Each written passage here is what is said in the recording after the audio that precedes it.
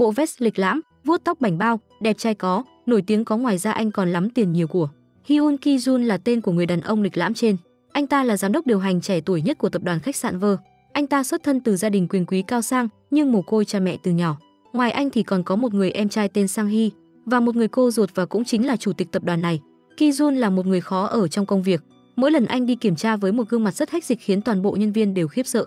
Hôm nay Ki-jun đến kiểm tra khâu chuẩn bị của khách sạn cho buổi tiệc ngày mai. Còn đây là Gong Ah-jung, cô mồ côi mẹ từ nhỏ nên tính cách có phần hơi men lì vì phải bươn trải mưu sinh từ sớm. Xinh gái, khiêm tốn, thật thà và dũng cảm nhưng có cái hơi vô tri. Cô làm nhân viên công vụ của Sở Văn hóa Thể thao và Du lịch. Liên đoàn Du lịch Thế giới được tổ chức tại Hàn Quốc. Hôm nay là ngày mừng các ban điều hành du lịch và giới thiệu nghệ thuật truyền thống của xứ sở Kim Chi.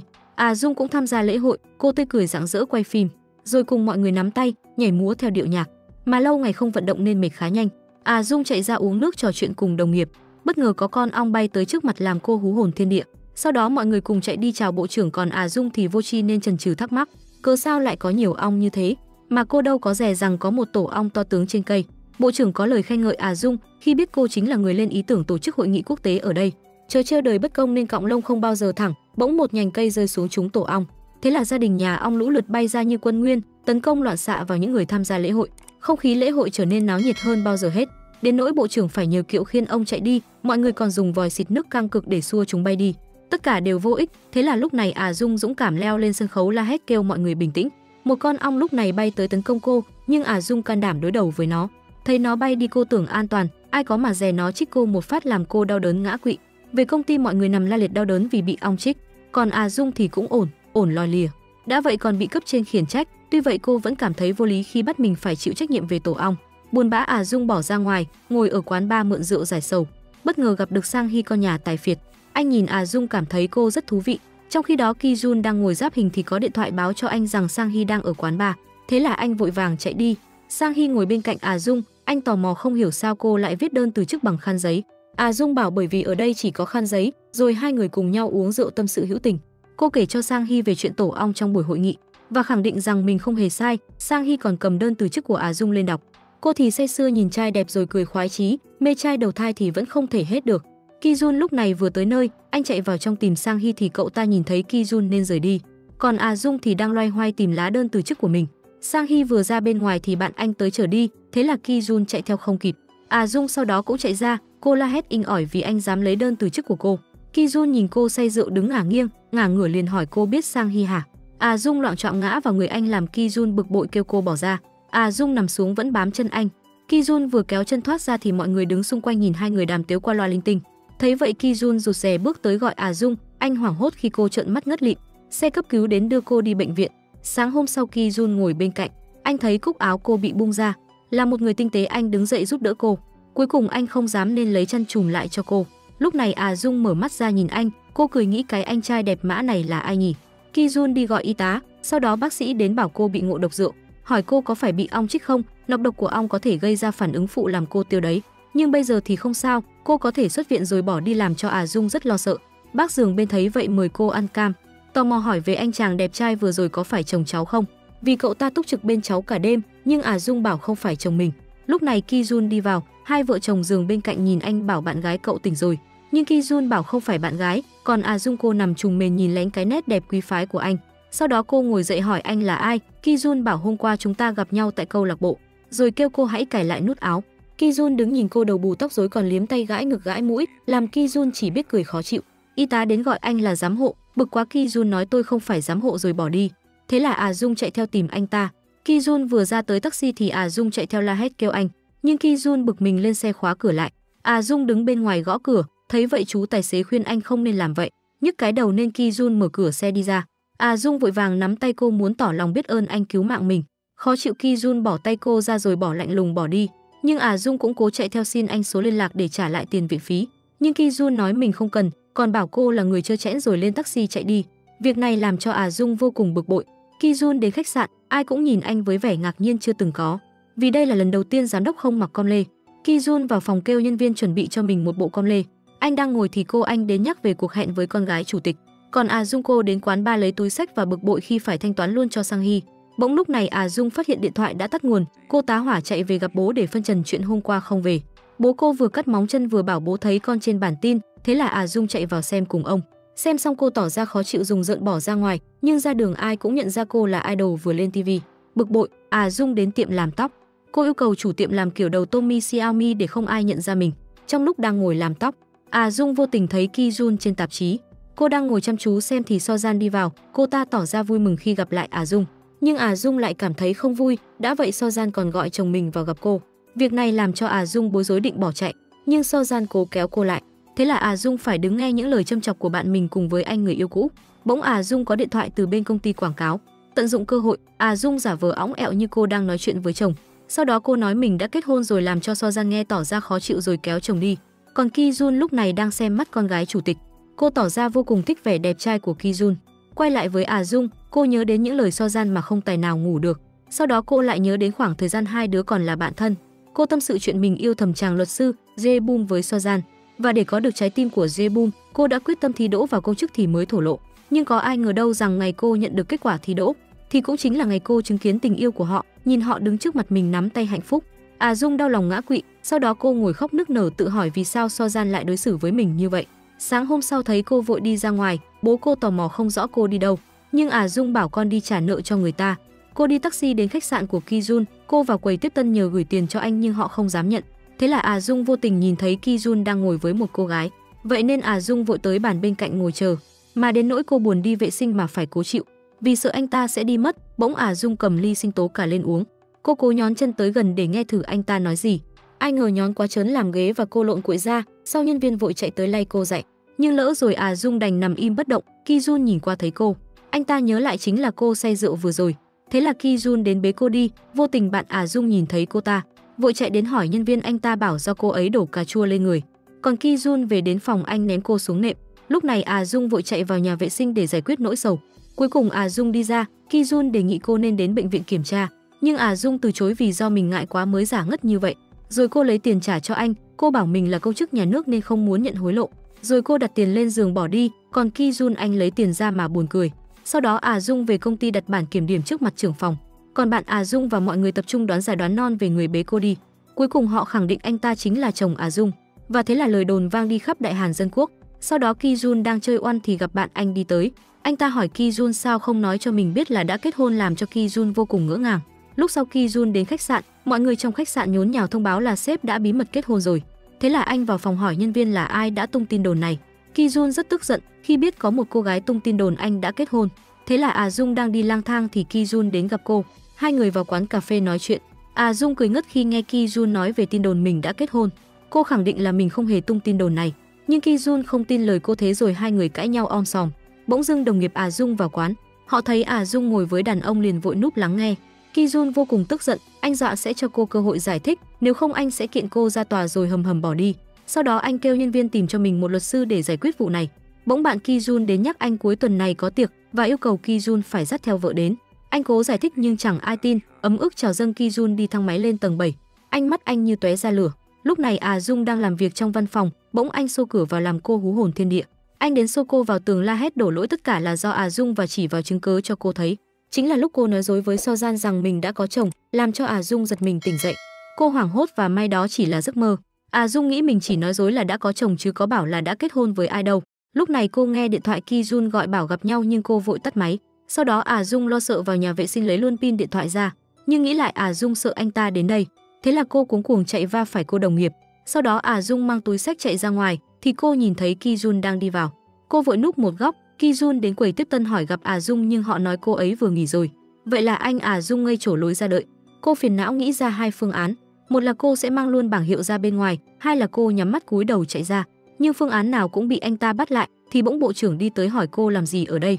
Dung tận dụng cơ hội đi theo nói chuyện với bộ trưởng về ý tưởng phát triển ngành du lịch. Ki Jun đứng nhìn theo tức không chịu được. Ra đến ngoài cô quá giang xe bộ trưởng đi một đoạn để chạy thoát Ki Jun. Cô đến quán cà phê của người quen. Dung đang đau đầu tự hỏi vì sao mình lại dính vào tên thô lỗ đó chứ. Lúc này Sang Hy ngồi bàn kế bên, thế là cả hai nhận ra nhau. Dung bực bội bỏ về thì Sang Hy chạy theo, nói về đơn từ chức của cô mà anh đang giữ. Sau đó hai người cùng đi ăn, anh ta nói mình tên là Sang Hy và kêu Dung nên nhớ tên mình. Còn tại khách sạn, Ki Jun đang họp để nghe báo cáo về tình hình đầu tư phát triển khách sạn ở Trung Quốc. Về phòng, Ki Jun ngồi xem lại hình chụp ba người thì Dung gọi hẹn gặp anh nói chuyện. Thế là Ki Jun chạy xe đến, anh đang đứng ngơ ngác tìm Dung. Thấy cô cải trang kín mít đứng vơ tay gọi anh. Ki Jun vừa tới cô nắm tay anh kéo đi, hai người ngồi trên xe đạp vịt ra xa nói chuyện. Dung giải thích cho Ki Jun rằng mình không hề biết tại sao lại có tin đồn như vậy. Cô chỉ nói dối với bạn mình rằng mình đã kết hôn và không hề nói người đó là ai. Bỗng nghe tiếng cãi vã của xe đạp bên cạnh, họ còn đánh nhau đến nỗi bị té nhào xuống nước. Thấy vậy Dung cũng nhào xuống để cứu. Ai ngờ đâu cô lại không biết bơi, thế là Ki Jun đành phải nhảy xuống cứu. Xe cứu thương chạy tới chở người đi bệnh viện. Hai người trùng khăn lên bờ, mọi người vỗ tay hoan hô. Lúc này Ki Jun tức giận trách tại sao Dung lại nhảy xuống làm gì, rồi đùng đùng bỏ đi đến xe. Ai dè anh mò mẫm tìm khắp người không thấy chìa khóa xe đâu. Lúc này Dung thò tay vào túi quần lấy ra chìa khóa xe cười. Cô bảo mình sẽ đưa anh về. Mất quyền kiểm soát, Ki Jun cũng lực bất đồng tâm bảo nhanh lên rồi biến ra khỏi tầm mắt của tôi. Anh dùng rằng đi tới xe cho cô trở về đến nhà. Ki Jun bảo cô xuống xe để nói tiếp chuyện lúc nãy, vì nếu lần tới gặp tôi sẽ không nói chuyện đâu. Thế là Dung bịt kín mít đi tới làm cho Ki Jun giật mình nhìn cô. Rồi Dung chạy theo Ki Jun vào nhà. Cô mặc đỡ áo choàng đi ra quan sát nhà Ki Jun rồi cùng ngồi uống trà nói chuyện với Ki Jun. Dung bảo mình sẽ đứng ra giải quyết mọi hiểu lầm cho anh. Lúc này người cửa hàng giặt khô đem đồ đến. Ki Jun vừa đem quần áo vào, Dung vui mừng vội lấy đi thay. Rồi cô lại trùng kín mít ra xe về, còn Sang Hy anh về tìm đơn từ chức của Dung.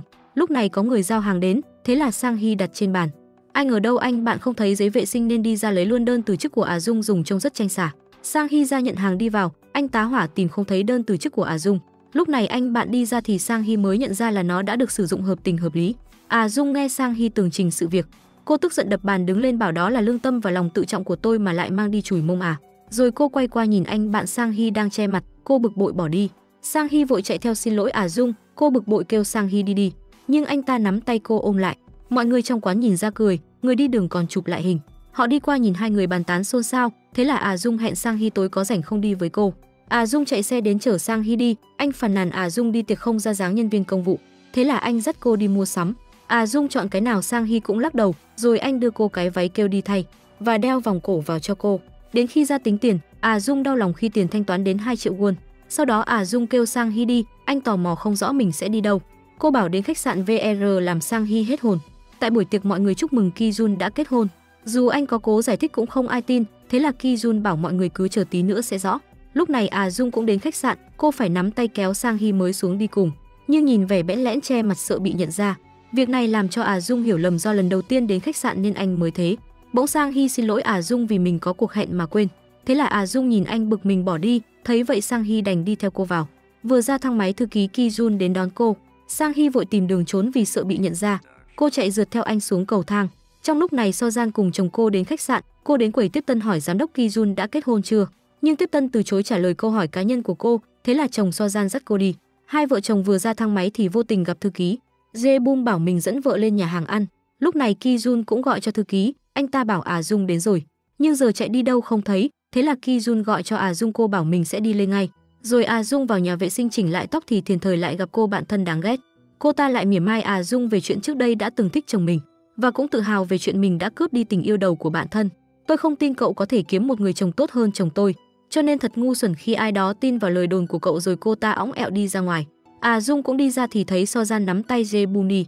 Cô buồn rồi ánh mắt cứ nhìn theo. Lúc này Ki Jun cũng đi ra thấy cô, anh giơ tay cười. Thế là Dung cũng giơ tay bảo mình ơi em ở đây. Vợ chồng So Jan cũng quay lại nhìn, còn Ki Jun nghe cô kêu anh vội tắt luôn nụ cười. So Jan vội chạy tới nhìn mặt Ki Jun rồi cô ta đau lòng nằm ngã ngửa. Jae-bum phải đỡ vợ mình, còn mọi người trong buổi tiệc chạy ra vỗ tay kêu chị dâu. Lúc này Ki Jun mặt hầm hầm đi tới áp cô vào tường, kêu cô nói lại cho anh nghe. Nhưng Dung bối rối bảo là hiểu lầm thôi, mình không cố tình. Thì Jae-bum cõng vợ anh chạy đi. Thế là Dung chạy theo rồi Ki Jun cũng rượt theo cô. Dung cùng vợ chồng So Jan vừa vào thang máy thì Ki Jun chạy tới nhưng không kịp. Anh ta tức không chịu nổi. Ra đến ngoài, Dung định lên xe cùng So Jan nhưng cô ta không cho. Thế là Jae-bum chở cô ta về, còn mình. Dung vội vàng chạy đi lấy xe. Sang Hy đi ra không hiểu chuyện gì đã xảy ra trong đó. Hôm sau chủ tịch đến phòng tìm Ki Jun với vẻ không vui. Bà kêu thư ký Ki Jun phải gọi anh về gấp. Sau đó anh chạy đi báo cáo với Ki Jun về lệnh chủ tịch, nhưng Ki Jun không thèm quan tâm, vì anh không muốn nhắc lại chuyện người phụ nữ đeo bám mình. Nhưng thư ký bảo dù sao thì cũng tội nghiệp Dung. Nếu chủ tịch biết được tin đồn này thì bà sẽ không tha cho Dung, giám đốc cũng biết tính bà rồi còn gì. Rồi thư ký chào Ki Jun đi, thư ký vừa vào định báo cáo thì Ki Jun cũng vừa vào tới. Chủ tịch hỏi về tin đồn với cô Dung, nhưng Ki Jun bảo đó là chuyện riêng của cháu nên cháu sẽ tự giải quyết. Thế là chủ tịch bảo nếu cháu nói vậy thì cô sẽ chờ kết quả của con. Ki Jun còn nói những lời nịnh nọt làm chủ tịch vui vẻ đi về. Sau đó anh liền kêu thư ký liên hệ với luật sư cho anh đến công ty luật. Ki Jun đang chờ thang máy thì vô tình gặp Jae-bum. Anh ta nhận ra Ki Jun chính là chồng Dung và tự giới thiệu mình là luật sư Jae-bum. Bạn của Dung anh ta còn nhắc lại chuyện hôm qua ở khách sạn. Sau đó thang máy mở ra, Jae-bum đi vào. Anh hỏi Ki Jun không vào nhưng lúc này Ki Jun giải thích rằng mình không phải chồng Dung. Thang máy đóng cửa nhưng Jae-bum không tin. Anh ta nghĩ chắc Ki Jun muốn mình gọi là phu nhân mới chịu. Thư ký chạy tới thì thấy Ki Jun đi ra. Anh yêu cầu thư ký phải tìm cho mình một luật sư khác vì Jae-bum chính là bạn của Dung rồi. Ki Jun nghi ngờ có khi nào tên luật sư đó cấu kết với cô ta, thế là thư ký đề nghị báo cảnh sát. Còn Dung chăm chú nhìn bức tranh bị còng tay, cô lại tưởng tượng ra cảnh mình bị cảnh sát còng tay vì tội lừa đảo trong hôn nhân. Sau đó Dung đang ngồi rầu rĩ thì có người báo là chồng cô đang đợi ở dưới nhà. Mọi người nghe ai cũng ngạc nhiên. Dung lúc này cố hết sức lấy bình tĩnh đi ra, mọi người trên phòng cũng tò mò chạy thang bộ đi theo. Dung đang tìm kiếm Ki Jun thì ai ngờ là Sang Hee đi tới. Lúc này mọi người trên phòng cũng ùa ra té lộn cuội. Dung chỉ biết nhìn họ rồi bảo tại cậu hết đó, đến quán uống trà.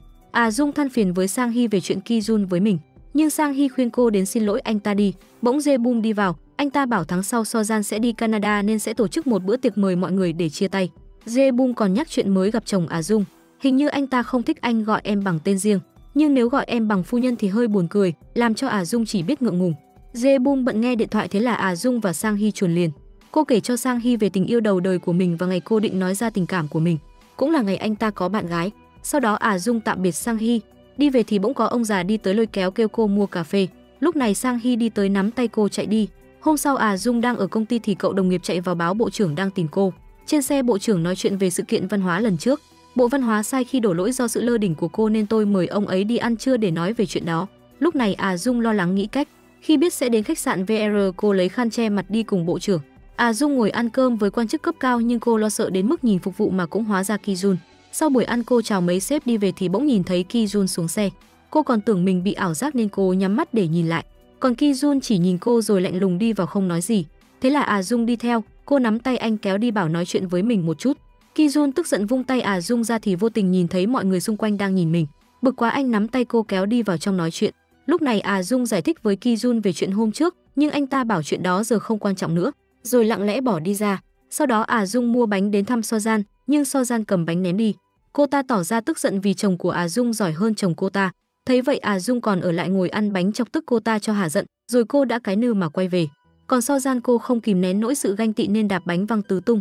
Ra khỏi bệnh viện trời đổ mưa nhưng Dung cảm thấy rất vui, vì lần đầu tiên cô làm cho Sojan tức. Hôm sau ở công ty, chị đồng nghiệp kêu cô xuống nhận chuyển phát nhanh. Dung mở ra xem vô cùng tức giận khi biết Ki Jun kiện mình, thế là cô đến phòng tìm anh. Nhưng thư ký báo không có anh ở phòng, nên cô ra trước khách sạn khó chịu nghĩ cách gặp anh ta. Trong khi đó thư ký báo cho Ki Jun về việc Dung đến tìm anh. Nghĩ không lẽ cô ta mà dễ dàng bỏ cuộc rồi đi như vậy sao? Ai có mà dè điều đó đúng thật. Quản lý bắt đi vào báo có khách bên phòng đơn làm khó, đó chính là cô Dung. Trong lúc này, Dung đang kiếm chuyện phàn nàn với nhân viên về việc nước dưới sàn và một mực yêu cầu phải gặp giám đốc cho bằng được. Thế là khi Jun đi tới cô liền vội mang giày vào. Khi Jun hỏi cô có chuyện gì cô liền đưa đơn kiện của anh lên phàn nàn nhất định phải làm thế này. Sao chúng ta có thể giải quyết trong yên ổn mà, nhưng Ki Jun bảo tôi đã cho cô cơ hội rồi, là tại cô đã để mất cơ hội đó thôi. Dung năn nỉ Ki Jun hết lời nhưng không được. Anh định bỏ đi thì cô kêu anh hãy kết hôn với mình làm cho Ki Jun vô cùng bất ngờ. Cô bối rối xin anh hãy giữ nguyên tình trạng như bây giờ trong vòng 1 tháng, làm cho Ki Jun càng tức giận bỏ đi. Cô mệt mỏi than trời, giờ không biết mình phải làm sao đây. Lúc này Sang Hee đi taxi đến khách sạn VR. Anh ta ngồi trò chuyện uống rượu cùng Dung, cô đau khổ tâm sự. Chỉ cần mình kết hôn với Ki Jun, Sojan sẽ không thể nào so sánh được với tôi. Đó chính là cách tôi trả thù cho 3 năm đã mất của tôi. Vì oan ức quá nên 3 năm nay tôi không làm được gì, yêu đương hẹn hò cũng vậy. Tôi không thể thích một ai khác, chỉ có một mình thôi, nhưng tôi không muốn kết hôn. Tôi chỉ muốn có chồng thôi, ngay bây giờ. Cô gục xuống bàn khóc nức nở. Sang Hee nhìn cô khóc anh than chuyện lớn ông chồng lại là Ki Jun. Còn Dung thì ngủ luôn tại chỗ. Thấy vậy Sang Hee lấy chăn đắp cho cô. Anh nhìn cô nghĩ có biết giá phòng ở đây bao nhiêu tiền không? Sáng hôm sau tỉnh giấc, cô lùng cồm bò dậy không biết mình đang ở đâu. Cô thắc mắc vì sao Sang Hee lại ở đây, nhưng anh ta chỉ hỏi cô nhất định phải kết hôn với Ki Jun mới chịu sao, rồi đề nghị sẽ giúp cô. Sau đó Dung hỏi mấy giờ rồi vội vàng chạy đi ra. Cô than trời vì một đêm ở đây bằng cả tháng lương. Còn Ki Jun đang ngồi đọc báo thì nghe thư ký gọi báo cô Dung mới trả phòng và còn đi với một người đàn ông. Thế là anh ta bị la một trận. Ki Jun ngồi nhớ lại lúc Dung năn nỉ mình kết hôn giả với cô, rồi nghĩ Dung thật kỳ lạ, đã có bạn trai rồi mà còn muốn kết hôn giả. Sau đó Ki Jun đi làm ra đến cổng thì Sang Hee đứng trước mặt chào anh hai. Còn tại công ty trưởng phòng An bực bội khi biết Dung xin nghỉ đến cuối tuần. Còn Dung cô đang ngồi xem bố dạy học mà ngủ gục lên gục xuống. Sau đó hai bố con cùng đi ăn mì. Dung dò hỏi bố về luật. Khi bạn cô vô tình nói dối rằng mình đã kết hôn với người đàn ông và bị anh ta kiện, thì nó sẽ thuộc về dân sự hay hình sự. Nhưng ông bố khuyên bạn cô nên đi xin lỗi người ta. Lúc này Dung bảo con đã mất cơ hội rồi. Ông bố nhìn cô nghi ngờ rằng cô đã gây rắc rối gì rồi, còn chủ tịch phấn khởi đến nhà hàng gặp Ki Jun và bạn gái anh. Ai ngờ người bạn gái mà Ki Jun nói chính là thằng cháu Sang Hee. Thấy bà Sang Hee chạy tới ôm rối rít, rồi bà bảo Sang Hee nên quay về. Nhưng anh từ chối vì còn muốn lang thang bên ngoài một thời gian nữa. Bỗng lúc này Ki Jun có điện thoại gọi anh về gấp nên Ki Jun phải rời đi trước. Anh về khách sạn hỏi lý do vì sao chủ tịch lại hủy phòng nhưng không ai biết lý do. Và ông ta đã đặt phòng bên khách sạn gì, thế là Ki Jun quyết định ngày mai sẽ đến phi trường đón chủ tịch Triệu và điều đội bảo vệ đưa ông ta tới gì. Còn bố Dung xem phim cùng bạn đi ra thì bạn ông kêu ông đợi để vào nhà vệ sinh. Bỗng lúc này ông vô tình gặp Jae-bum. Anh ta vui vẻ chào giáo sư và hỏi ông có nhớ mình chính là sinh viên khoa 97, rồi chúc mừng ông vì Dung đã kết hôn với giám đốc khách sạn VR. Nhưng ông không nói gì rồi đi về cùng bạn. Trong khi đó Dung đang ngồi làm việc thì bố cô về. Ông hỏi tại sao con lại nói dối mình kết hôn với giám đốc khách sạn VR. Dung bối rối bảo con chỉ lỡ miệng thôi mà, rồi vội ôm máy tính vào phòng. Lúc này Ki Jun đi xe đến nhà Hana. Anh nhìn lên nhà cô nhớ lại những lời trách móc của Hana khi anh đã để cô ấy ra đi. Về đến nhà Ki Jun thấy Sang Hee đang đợi mình. Hai anh em cùng ngồi uống rượu với nhau.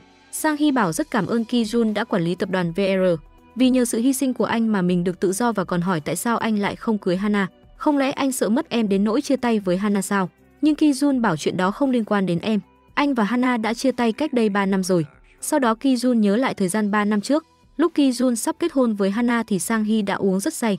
Cậu ta đau khổ khóc quỳ trước mặt Ki Jun, tự hỏi vì sao Hana lại là chị dâu của mình, làm cho Ki Jun cũng vô cùng đau khổ. Sáng hôm sau thức dậy Ki Jun đi ra gọi Sang Hee.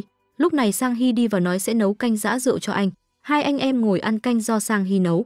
Sau đó Ki Jun đề nghị Sang Hee về ở với mình nhưng anh từ chối, rồi rủ Ki Jun cùng mình đi thăm bố mẹ. Còn Dung cô ngồi ăn sáng với bố nhưng tâm trạng rất u sầu. Bố thấy vậy hỏi cô có cần bố giúp gì không, nhưng Dung bảo con có cách giải quyết của mình rồi. Quay lại với hai anh em đến mộ bố mẹ. Cả hai cùng quỳ lạy bố mẹ rồi cùng nhau trêu đùa tại mộ ông bà. Sau đó cùng nhau đi về. Ra xe Sang Hee bảo đưa chìa khóa xe em lái cho. Trên đường đi Sang Hee thấy hai người ngồi bán rau nên tấp vào kêu Ki Jun xuống mua giúp họ. Thế là Ki Jun xuống mua giúp bà cụ. Ai ngờ Sang Hee lái xe chạy đi làm cho Ki Jun chạy không kịp. Lúc này Dung đang đến ngân hàng để vay tiền thì Sang Hee gọi kêu cô tới ngay. Anh còn dọa nếu không đến sẽ kể cho bạn cô về chuyện kết hôn giả. Thế là Dung vội vàng chạy tới gặp Sang Hee. Anh vội đưa cô lên xe để nói chuyện. Trên xe Dung than phiền về chuyện mình phải vay tiền để trả phí. Luật sư Sang Hee tò mò hỏi Dung định đưa bao nhiêu tiền hòa giải, nhưng cô không biết vì phải chờ nói chuyện với luật sư bên đó. Đã lúc này điện thoại Ki Jun cứ reo liên tục nhưng Sang Hee nói Dung đừng quan tâm. Còn Ki Jun rất bực bội, ngồi trên xe buýt cùng một đống rau. Anh gọi cho quản lý bắt báo là mình không đến được. Trong khi đó, Sang Hee chờ Dung đến phi trường đón chủ tịch Triệu. Anh mượn giấy và viết ghi tên chủ tịch Triệu. Sau đó hai người đang tập trung đưa giấy cao lên thì Hana cũng đã trở về Hàn Quốc. Cô đi ngang qua nhưng Sang Hee không thấy. Lúc này vợ chồng chủ tịch Triệu đi ra, thấy tên mình nên ông ta đi tới. Và Sang Hee giới thiệu Dung chính là vợ giám đốc Ki Jun. Thế là Dung ngọng nghịu chào ông bà bằng tiếng Anh. Hai ông bà nhìn cô cười, bà Triệu tỏ ra ngạc nhiên vì không biết giám đốc Ki Jun đã có vợ. Dung quay qua nhờ Sang Hee dịch xem họ nói gì nhưng Sang Hee không dịch cho cô biết. Rồi cùng đưa ông bà ra xe, còn thư ký của Ki Jun cậu ta cầm giấy đón khách mà chạy lung tung. Khi nhớ ra cậu ta chạy vào đưa giấy gọi chủ tịch Triệu thì đã muộn.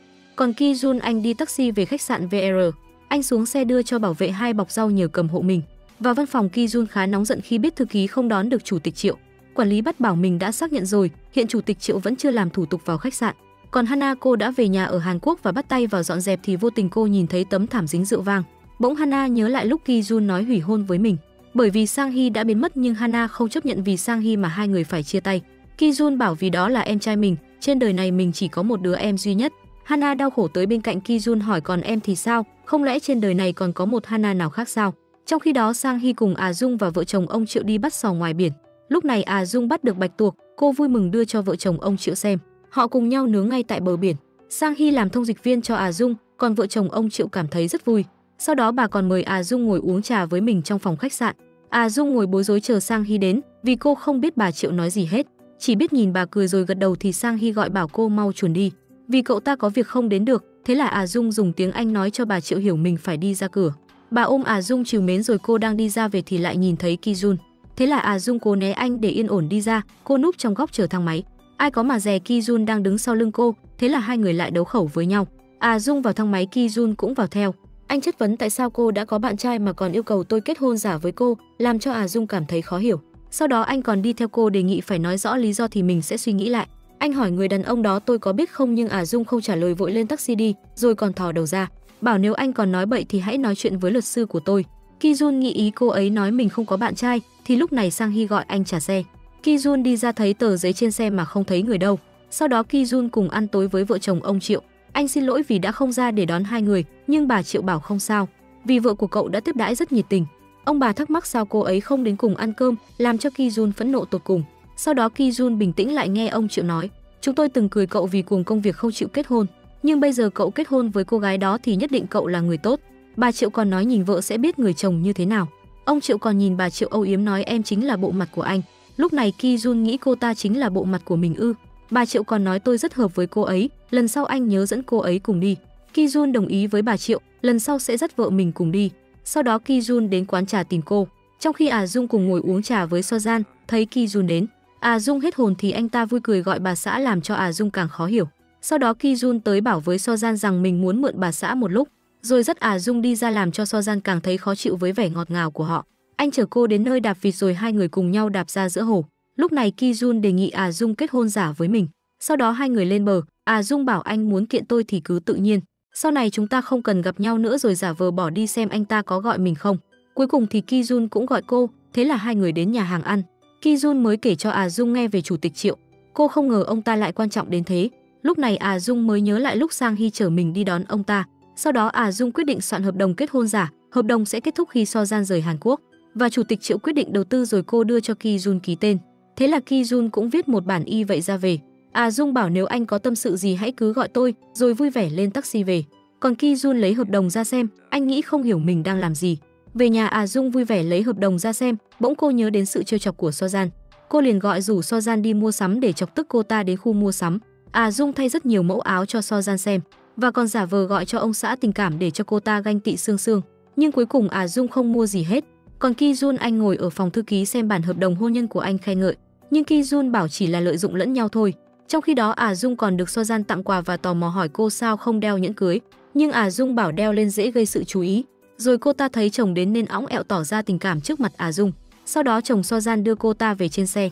So-jan chê Dung thậm tệ trước mặt chồng mình, nhưng Jae-bum bảo nếu em không thích Dung thì đừng gặp nữa, làm cô ta bực bội đánh chồng mình tới tấp, mà quên là anh ta đang lái xe xém tí nữa gây tai nạn. Còn Ki-jun đang ở văn phòng thì có điện thoại, anh hớt hải chạy đi khi biết Hana đã trở về. Lên sân thượng anh hỏi em về lúc nào vậy, cô bảo em mới về, rồi cả hai nhìn nhau cười vô tri. Còn Dung gặp Sang-hee ở quán, cô tò mò hỏi có phải anh biết chủ tịch Triệu, và còn biết ông ta là người quan trọng với Ki-jun. Sang-hee bảo biết, vậy nên cô nghi ngờ Sang-hee là gián điệp kinh tế rồi bỏ đi. Sang-hee chỉ biết ngồi cười, sau đó anh chạy theo Dung, chúc mừng cô đã thành gái có chồng rồi. Anh bảo Dung mời mình ăn cơm, hai người cùng nhau vào phòng ca hát uống bia rất vui. Trong khi đó So-jan đem quần áo đi giặt, vô tình cô phát hiện vết son trên áo chồng mình. Tức quá cô đổ hết bột giặt vào máy rồi cô la hét lái xe như bay ra đường. Cô đứng trên cầu ngắm xuống thác nước, còn ở nhà Jae-bum gọi không thấy So-jan đâu. Vậy nên anh mở cửa ra tìm, ai ngờ bị trượt ngã cấm đầu vì bọt xà phòng trào ra. Còn Ki-jun lúc này đi dạo cùng Hana, đang trò chuyện vui vẻ thì bỗng Ki-jun nhắc đến Sang-hee, làm cho không khí trở nên không được vui. Sau đó Hana than với Ki-jun rằng bao năm qua em đã cố tìm người tốt hơn anh, nhưng không ai tốt hơn anh cả. Rồi cô đặt tay mình lên má Ki-jun. Đúng lúc So-jan đứng trên nhìn xuống thấy thế là cô ta cười khoái chí vì có trò chọc tức Dung. Hôm sau Dung đang rất bận ở công ty thì So-jan gọi Dung tới gặp mình, nếu không sẽ đến nhà. Hốt hoảng Dung chạy như bay tới gặp cô ta. So-jan còn giả vờ ôm Dung an ủi thương hại cho cô vì có chồng ngoại tình. Tức quá Dung đến khách sạn tìm Ki-jun. Cô xông vào phòng cảnh cáo Ki-jun không được tới gần người con gái khác. Ai ngờ nhìn qua thấy chủ tịch Triệu đang ngồi cùng Ki-jun. Thế là cô vội xin lỗi chuồn lẹ. Dung vừa vào thang máy thì bị Ki-jun nắm tay cô kéo đi. Anh quát Dung có bị điên không mà đến đây gây sự. Dung đang rụt rè xin lỗi thì cô bỗng nhớ lại điều gì đó, liền hỏi Ki-jun tại sao lại gặp người đàn bà khác khi đã kết hôn với tôi. Anh không được nhìn người đàn bà khác dù chỉ nửa con mắt. Tôi tuyệt đối không cho phép anh ngoại tình rồi bỏ đi. Nghe lời này khiến Ki-jun tức không chịu nổi. Dung đang trong thang máy thì vô tình gặp Jae-bum đang tình tứ với cô gái khác. Cô chỉ biết đứng trợn mắt nhìn, sau đó Dung ngồi một mình trong công viên. Cô cảm thấy chán đời khi nghĩ tới cảnh người chồng hợp đồng ngoại tình. Còn Ki-jun về nhà anh ngồi nhớ lại lúc Hana đặt tay lên má mình. Bỗng lúc này Dung gọi cho anh, cô kêu anh tới uống bia cùng mình. Thế là Ki-jun đến ngồi uống bia cùng. Anh đang tỏ ra bực bội. Dung kể cho anh nghe mình mới bắt gặp một người đàn ông ngoại tình, làm cô rất đau khổ. Sau đó đi về Dung say đến mức đi không vững. Ki-jun phải đi theo đỡ cô, sau đó cô trách đàn ông ngoại tình là hành động xấu xa rồi cô đi liền xỉu ra đường. Ki-jun thấy vội chạy tới ôm cô lại, anh hỏi cô có sao không. Dung liền nôn lấy nôn để vào đầy người anh. Thế là Ki Jun phải vào nhà vệ sinh cởi áo ra. Còn Dung đang nằm trên xe, bỗng bò dậy với đầu tóc rũ rượi, mặt mũi lấm lem. Cô nhớ lại lúc nôn trên người Ki Jun làm cho cô tá hỏa, vội vàng định chạy đi. Ki Jun hỏi cô định bỏ chạy à? Dung quay qua cười bảo giờ tôi phải về rồi, chuồn lẹ. Ki Jun chỉ biết đứng nhìn. Sau đó Dung vào hiệu thuốc mua thuốc giải rượu. Dung thấy mình trong gương, cô hết hồn tự hỏi đây là ai, Mẫn Nhi ngày nào đâu rồi. Sau đó Dung lang thang đến ghế ngồi, Ki Jun cũng đến ngồi cùng cô. Dung thắc mắc sao anh lại chưa đi, nhưng Ki Jun bảo vì nếu cô xảy ra chuyện thì tôi là người tình nghi số 1 đấy. Sau đó Ki Jun tò mò hỏi cô còn thích anh chàng đó không, cái người ngoại tình đó. Nhưng Dung giải thích không phải còn thích họ mà vì cảm thấy đau lòng, thất vọng với tình yêu. Cả hai giải tỏa nỗi lòng rồi tươi cười nhìn cánh hoa anh đào rơi. Bỗng hai người quay qua nhìn nhau. Ki Jun chồm tới định hôn Dung nhưng cả hai sực tĩnh và tỏ ra bối rối. Sáng hôm sau Ki Jun thức dậy nhớ lại chuyện tối qua, anh cảm thấy xấu hổ vô cùng thì lúc này Dung lại gọi. Cô bảo sẽ gửi địa chỉ cho anh đến gặp nhau một chút. Thế là khi Jun đến gặp cô, lúc này Dung đưa ra hợp đồng kêu Ki Jun ghi thêm vào điều khoản. Trước khi hợp đồng kết thúc, ở chung với người khác phải chú ý không để bị phát hiện, rồi cả hai ra xe đi. Sau đó Dung rủ Sang Hy cùng đến mua nhẫn với mình. Cô muốn tìm một chiếc nhẫn mà nhìn vô khiến người ta choáng váng, vì So Gian không phải người tầm thường. Sang Hy bảo không phải chồng cô ta ngoại tình cô chỉ cần nói ra thì trò chơi sẽ kết thúc. Nhưng Dung không muốn làm như vậy vì đó là kế bẩn mưu hèn dân chơi là khâu chơi thế. Thấy vậy Sang Hy bảo cô đợi tôi chút rồi lấy điện thoại ra gọi. Lúc sau nhân viên đem ra bộ nữ trang rất đẹp, thấy Dung phân vân về số tiền, nên Sang Hy bảo chỉ cần mượn xài là được. Tôi sẽ đứng ra bảo lãnh làm cho Dung thích thú vì Sang Hy như cây đèn thần. Rồi Sang Hy đeo nhẫn vào tay cho cô, sau đó So Gian ra mở cửa. Dung vào đưa quà cho cô. So Gian nhìn thấy chiếc nhẫn trên tay Dung cô tỏ vẻ không được vui. Mọi người cùng nhau ngồi trò chuyện vui vẻ thì lúc này Jae-bum về tặng hoa cho So Gian. Bạn bè ai nhìn hoa cũng ngưỡng mộ So Gian, còn Dung chỉ ngồi không nói gì. Sau đó anh ta kiếm cớ đi ra ngoài. Lúc này bạn bè bỗng nhìn thấy nhẫn Dung đeo nhẫn, ai cũng trầm trồ khen vì nó quá đẹp làm cho So Gian càng khó chịu. Thế là So Gian đề nghị muốn được Dung mời đến nhà, làm cho cô bối rối nhưng đành chấp nhận. Sau đó Ki Jun lái xe về nhà thì Dung chặn xe anh lại. Cô lo lắng hỏi Ki Jun giờ phải làm sao thì thấy bảo vệ đứng nhìn hai người. Ki Jun đành dắt cô vào nhà nói chuyện. Dung đề nghị Ki Jun cho mình mượn nhà nhưng Ki Jun cương quyết không đồng ý, dù cô có ra sức năn nỉ. Hôm sau Dung gặp Sang Hy trả nhẫn cho anh, cô còn than phiền với Sang Hy rằng bạn cô đòi tới nhà, nhưng Ki Jun không cho mượn, thế là Sang Hy liền đồng ý giúp cô vụ này. Còn chủ tịch xem hình của Ki Jun và Dung, bà hỏi trợ lý rằng tin đồn đó có đúng không, nhưng không ai xác nhận được. Sau đó Hana vào gặp chủ tịch, cô bảo mình đã gặp Ki Jun và có thể sẽ ở lại đây luôn. Sau khi Hana về, chủ tịch dặn trợ lý hãy điều tra về Dung rồi bà ra xe đi. Trong khi đó Sang Hy cùng Dung đang đứng từ xa quan sát. Sang Hy bảo cuối tuần nào bà cũng đi ra đảo, nên cuối tuần căn nhà đó sẽ không có chủ. Vậy cô có thể rủ bạn đến đó, nhưng Dung không tin, đuổi Sang Hy xuống xe rồi về công ty. Dung hết hồn khi thấy So Gian đang đợi mình. Cô vội trốn vào nhà vệ sinh gọi cho Sang Hy hỏi về kế hoạch mượn nhà. Còn Ki Jun anh đang vui vẻ nghe nhạc chạy thể dục chill chill đồ đó. Dung chạy tới làm anh hết hồn ngã nhào vào bụi cây. Cô hai báo tới khiến Ki Jun tức rồi hỏi cô tìm tôi làm gì. Tôi sẽ không cho cô mượn nhà đâu, nhưng Dung bảo chuyện đó tôi đã giải quyết xong rồi. Tôi đến đây để nói anh biết rằng đừng có sống kiểu đó. Chúng ta không cần phải gặp nhau nữa, rồi cô bỏ đi. Sau đó Ki Jun về công ty thì gặp chủ tịch, bà nói mình đã gặp Hana. Tuy bà rất thích cô ấy nhưng bà không muốn Ki Jun để cho Sang Hy phải lang thang một lần nữa. Còn Dung đang trên đường về bỗng nhìn thấy ghế nơi hai người ngồi. Cô nhớ lại lúc Ki Jun định hôn mình làm cô cảm thấy thích thú. Quay lại với Ki Jun anh đi ăn cùng thư ký thì vô tình gặp Jae-bum cũng đến ăn ở đây. Họ chào hỏi nhau, sau đó thư ký bảo anh ta chính là mối tình đầu của cô Dung, rồi kể cho Ki Jun nghe về sự nỗ lực thi đậu công chức của cô Dung để tỏ tình với mối tình đầu. Ai ngờ cô bạn thân đã lén lút hẹn hò với mối tình đầu của cô ấy. Còn Dung cô vừa ăn trưa vừa tìm thực đơn đãi bạn trên mạng. Lúc này bộ trưởng đi vào thấy cô, ông nhớ lại lúc bị ong chích rồi cười bỏ đi. Sau đó Dung đến quán cà phê, cô vui vẻ đưa thực đơn nhờ mọi người làm giúp. Sang Hy đến kêu cô ra ngoài nói chuyện. Anh cho cô biết lịch trình của bà chủ tịch đã thay đổi, vậy nên anh sẽ cố tìm nhà khác cho cô, làm cho Dung vô cùng bực bội. Cô dùng rằng và lấy túi xách đi về. Mọi người ngồi nghỉ không hiểu chuyện gì. Còn Ki Jun anh về nhà nhớ lại lời Dung nói mình lúc sáng, thế nên anh đến tìm Dung nhưng gọi cho cô không được. Anh đang gửi hội thoại bảo sẽ suy nghĩ lại chuyện cho mượn nhà. Bất chợt anh nhìn thấy Dung đang đi cùng Sang Hy. Ki Jun mở cửa bước ra nhìn hai người không nói gì rồi lên xe bỏ đi. Lúc này Dung ngơ ngác khi biết hai người là anh em. Sang Hy đi tới bảo sẽ giải thích nhưng cô đá cho anh một cái rồi bỏ đi. Dung lúc sau đến nhà So Gian. Cô bảo sẽ không mời mọi người đến nhà được vì mình rất bận. Lúc này So Gian được nước bảo cô làm gì có nhà mà mời về nhà. Dung vô cùng bực bội khi bị cô ta châm chọc. Còn Sang Hy xin lỗi anh trai Ki Jun vì mình chỉ muốn giỡn chút thôi. Anh còn nói Dung cũng không biết em là em trai anh, rồi năn nỉ Ki Jun nên cho Dung mượn nhà, vì dù sao hai người cũng đã kết hôn, làm cho Ki Jun tức giận bỏ đi. Sau đó Sang Hee đến phòng tranh thì thấy Hana đang ở trong. Thế là anh tránh mặt không đi vào, anh đứng từ xa nhìn Hana rời đi. Sáng sớm Dung đứng trước cửa nhà Ki Jun dùng rằng mãi rồi bỏ đi. Lúc này thư ký Ki Jun vừa tới nhà, anh nhìn thấy Dung đang đi. Sau đó thư ký nói cho Ki Jun biết rằng mình vừa thấy Dung ở bên ngoài. Thế là Ki Jun nhắn tin hỏi cô đã mượn nhà tới đâu rồi. Nhưng Dung nghĩ anh ta cố chọc tức mình nên không trả lời. Còn Ki Jun ngồi nhìn điện thoại đợi trả lời Dung. Sau đó anh gọi cho cô hẹn gặp. Ki Jun tò mò sao Dung lại kêu mình đến xem nhà, do dự một hồi rồi anh đi vào. Thấy anh chị môi giới bảo tự nhiên xem nhà rồi ra ngoài hai người tham quan mọi thứ trong nhà.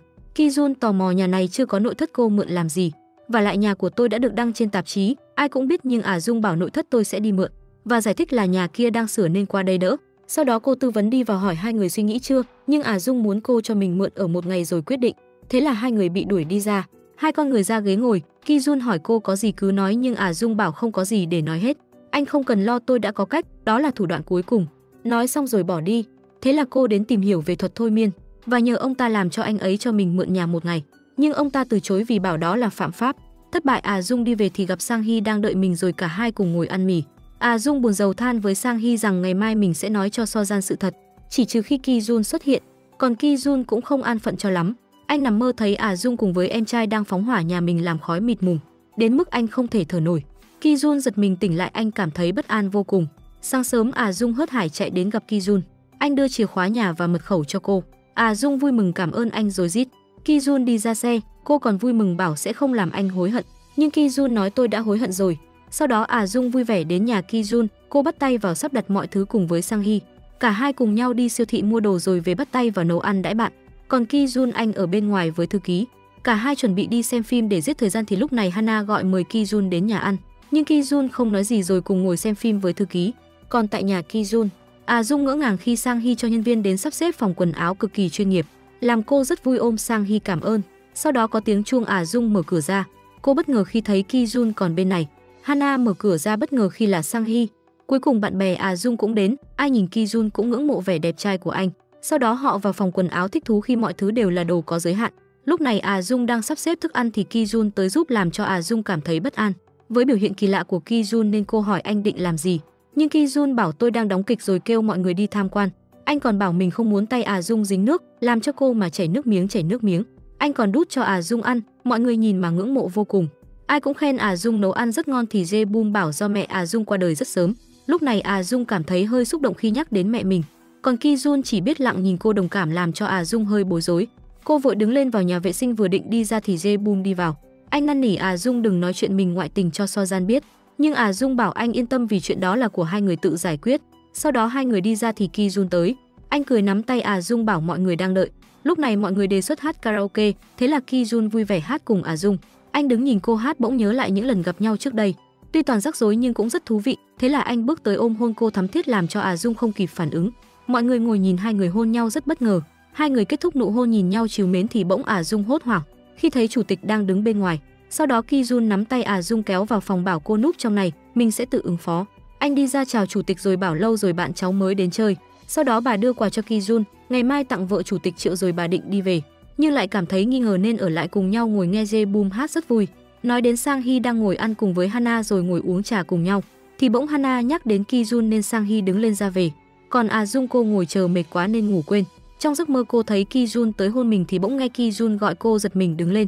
Sau đó Dung ra ngoài cùng Ki Jun dọn dẹp. Lúc này cô hỏi Ki Jun sao hồi nãy lại hôn mình. Anh nói mình là một diễn viên rất khá. Dung nghe vậy rất buồn. Cô vội bỏ về còn Ki Jun chạy theo hỏi cô đi đâu. Dung rất tức giận hỏi tại sao anh lại diễn kịch, họ là bạn của tôi, nếu muốn gạt họ hãy để tôi làm. Rồi cô ra ngoài khóc nức nở. Sau đó Dung lang thang đi về. Cô ngồi nghĩ Ki Jun thật xấu xa khi hôn cô mà nói là diễn kịch. Sáng sớm Ki Jun chuẩn bị nghiêm chỉnh đi ra, anh kêu cô dọn dẹp cứ để mọi thứ yên ở đó và hãy nghỉ ngơi vài ngày. Còn Dung đến công ty cô cảm thấy vô cùng mệt mỏi.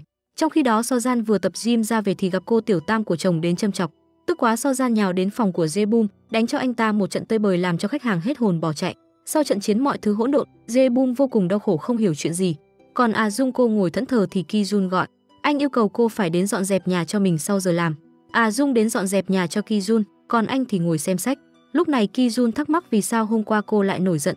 Dung bảo vì anh đã lấy đi nụ hôn đầu của tôi rồi bực bội đi, thì Ki Jun nắm tay cô kéo ngồi xuống. Anh bảo tôi đã nói diễn kịch là nói dối đó, anh choàng tay qua phân trần rằng nếu diễn kịch thì không cần làm vậy. Dung hỏi anh nếu không diễn kịch thì là gì, nhưng Ki Jun không biết là gì. Anh chỉ nhìn Dung, bỗng Sang Hee hỏi hai người đang làm gì vậy. Dung vội vàng ngồi xa ra, còn Sang Hee cho người vào đem mọi thứ đi. Dung thì lại tiếp tục dọn dẹp, sau đó anh tới kéo Dung đi về. Ra đến cổng, Dung kêu Sang Hee buông tay mình ra.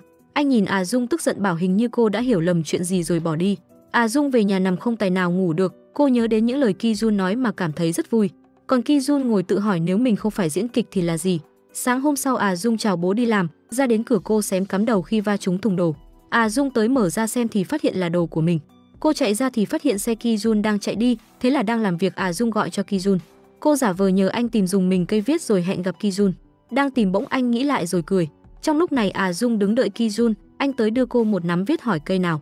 Dung lấy một cây viết rồi kéo Ki Jun cùng vào xem phim với mình. Hết phim Ki Jun bảo phải mời anh uống rượu nữa. Sau đó hai người ngồi uống rượu trò chuyện với nhau, rồi Ki Jun đưa Dung về. Đến nơi Dung nhìn cái ghế cảm thấy bối rối vội tạm biệt anh. Ki Jun cũng nhìn cái ghế mà buồn cười. Hôm sau đến công ty, Ki Jun đang họp mà Dung nhắn tin hỏi anh chưa ăn gì. Dung đang định đi ăn cùng đồng nghiệp thì thấy anh trả lời đang họp. Cô nghĩ nếu họp thì sao anh có thể ăn chưa được. Sau đó Ki Jun đang ngồi xem giấy tờ thì Hana vào. Cả hai cùng nhau đi dạo thì vô tình Hana bị mảnh thủy tinh cắt đứt chân chảy máu. Ki Jun cảm thấy rất lo lắng, anh vội chạy tới hiệu thuốc mua thuốc và băng y tế. Ki Jun chạy về thì không thấy cô đâu, anh hớt hải chạy đi tìm khắp nơi. Gọi điện thì Hana không bắt máy, cuối cùng Ki Jun thấy cô ngồi trên ghế. Tức giận Ki Jun tới la cô. Lúc này Dung nhắn tin yêu cầu Ki Jun hãy cùng mình làm lại từ đầu, nhưng Ki Jun không thèm rep. Rồi anh tức giận hét lên kêu Hana ngồi xuống cho mình sức thuốc, nhưng Hana bảo em không hề thấy đau, thế là Ki Jun nín họng rồi bỏ đi. Trong khi đó Dung tan sở mà cứ ngồi chờ tin nhắn của Ki Jun, không thấy nên cô đành đi về. Đến quán thì gặp Sang Hee cũng đi tới ăn cơm. Sau đó Dung hỏi Sang Hee rằng Ki Jun bận lắm phải không? Sang Hee tỏ ra không vui, anh bảo anh ấy rất bận đừng làm phiền ảnh và tôi đã nói rồi. Cô đừng có ảo tưởng, rồi đứng lên bỏ đi. Còn Ki Jun anh đang làm việc thì thư ký đem đến bộ nữ trang do chủ tịch Triệu tặng Dung. Ki Jun đưa thư ký bảo trả lại nhưng cậu ta bảo làm thế sẽ gây mất lòng ông Triệu, nên thư ký đề xuất sẽ gửi đến cho Dung. Trong khi đó Dung đang họp về lễ hội tham quan quốc tế sắp tới và mọi người đề nghị Dung sẽ là người chủ trì cho lễ hội lần này. Sau đó thư ký Ki Jun gọi hẹn Dung, cậu ta đưa quà cho cô, nhưng cô phân vân không biết mình nhận được không. Lúc này quản lý bắt vào thông báo cho Ki Jun rằng chủ tịch Triệu cần một hướng dẫn viên. Cô còn thắc mắc dạo này Ki Jun đã thay đổi rất nhiều và nói mình sẽ cho anh lời khuyên rằng anh và Hana rất xứng đôi với nhau. Sau đó Ki Jun ngồi uống rượu suy nghĩ rất nhiều rồi anh chơi đánh bóng vào tường, mà hình bóng hai cô gái cứ hiện trong đầu làm cho Ki Jun cảm thấy vô cùng mệt mỏi. Bởi ta nói yêu một lúc hai người có sung sướng gì đâu cơ chứ. Anh về nhà mở tủ lạnh lấy nước uống thì thấy thức ăn Dung để cho mình. Anh lấy ra ăn, còn Dung cô về nhà lấy nữ trang ra đeo xem thử.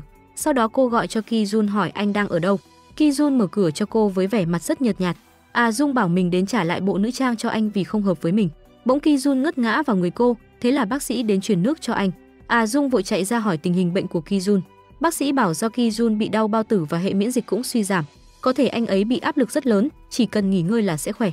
Sau đó cô gọi cho bố biết đêm nay mình sẽ không về rồi ngồi bên cạnh chăm sóc anh nguyên đêm.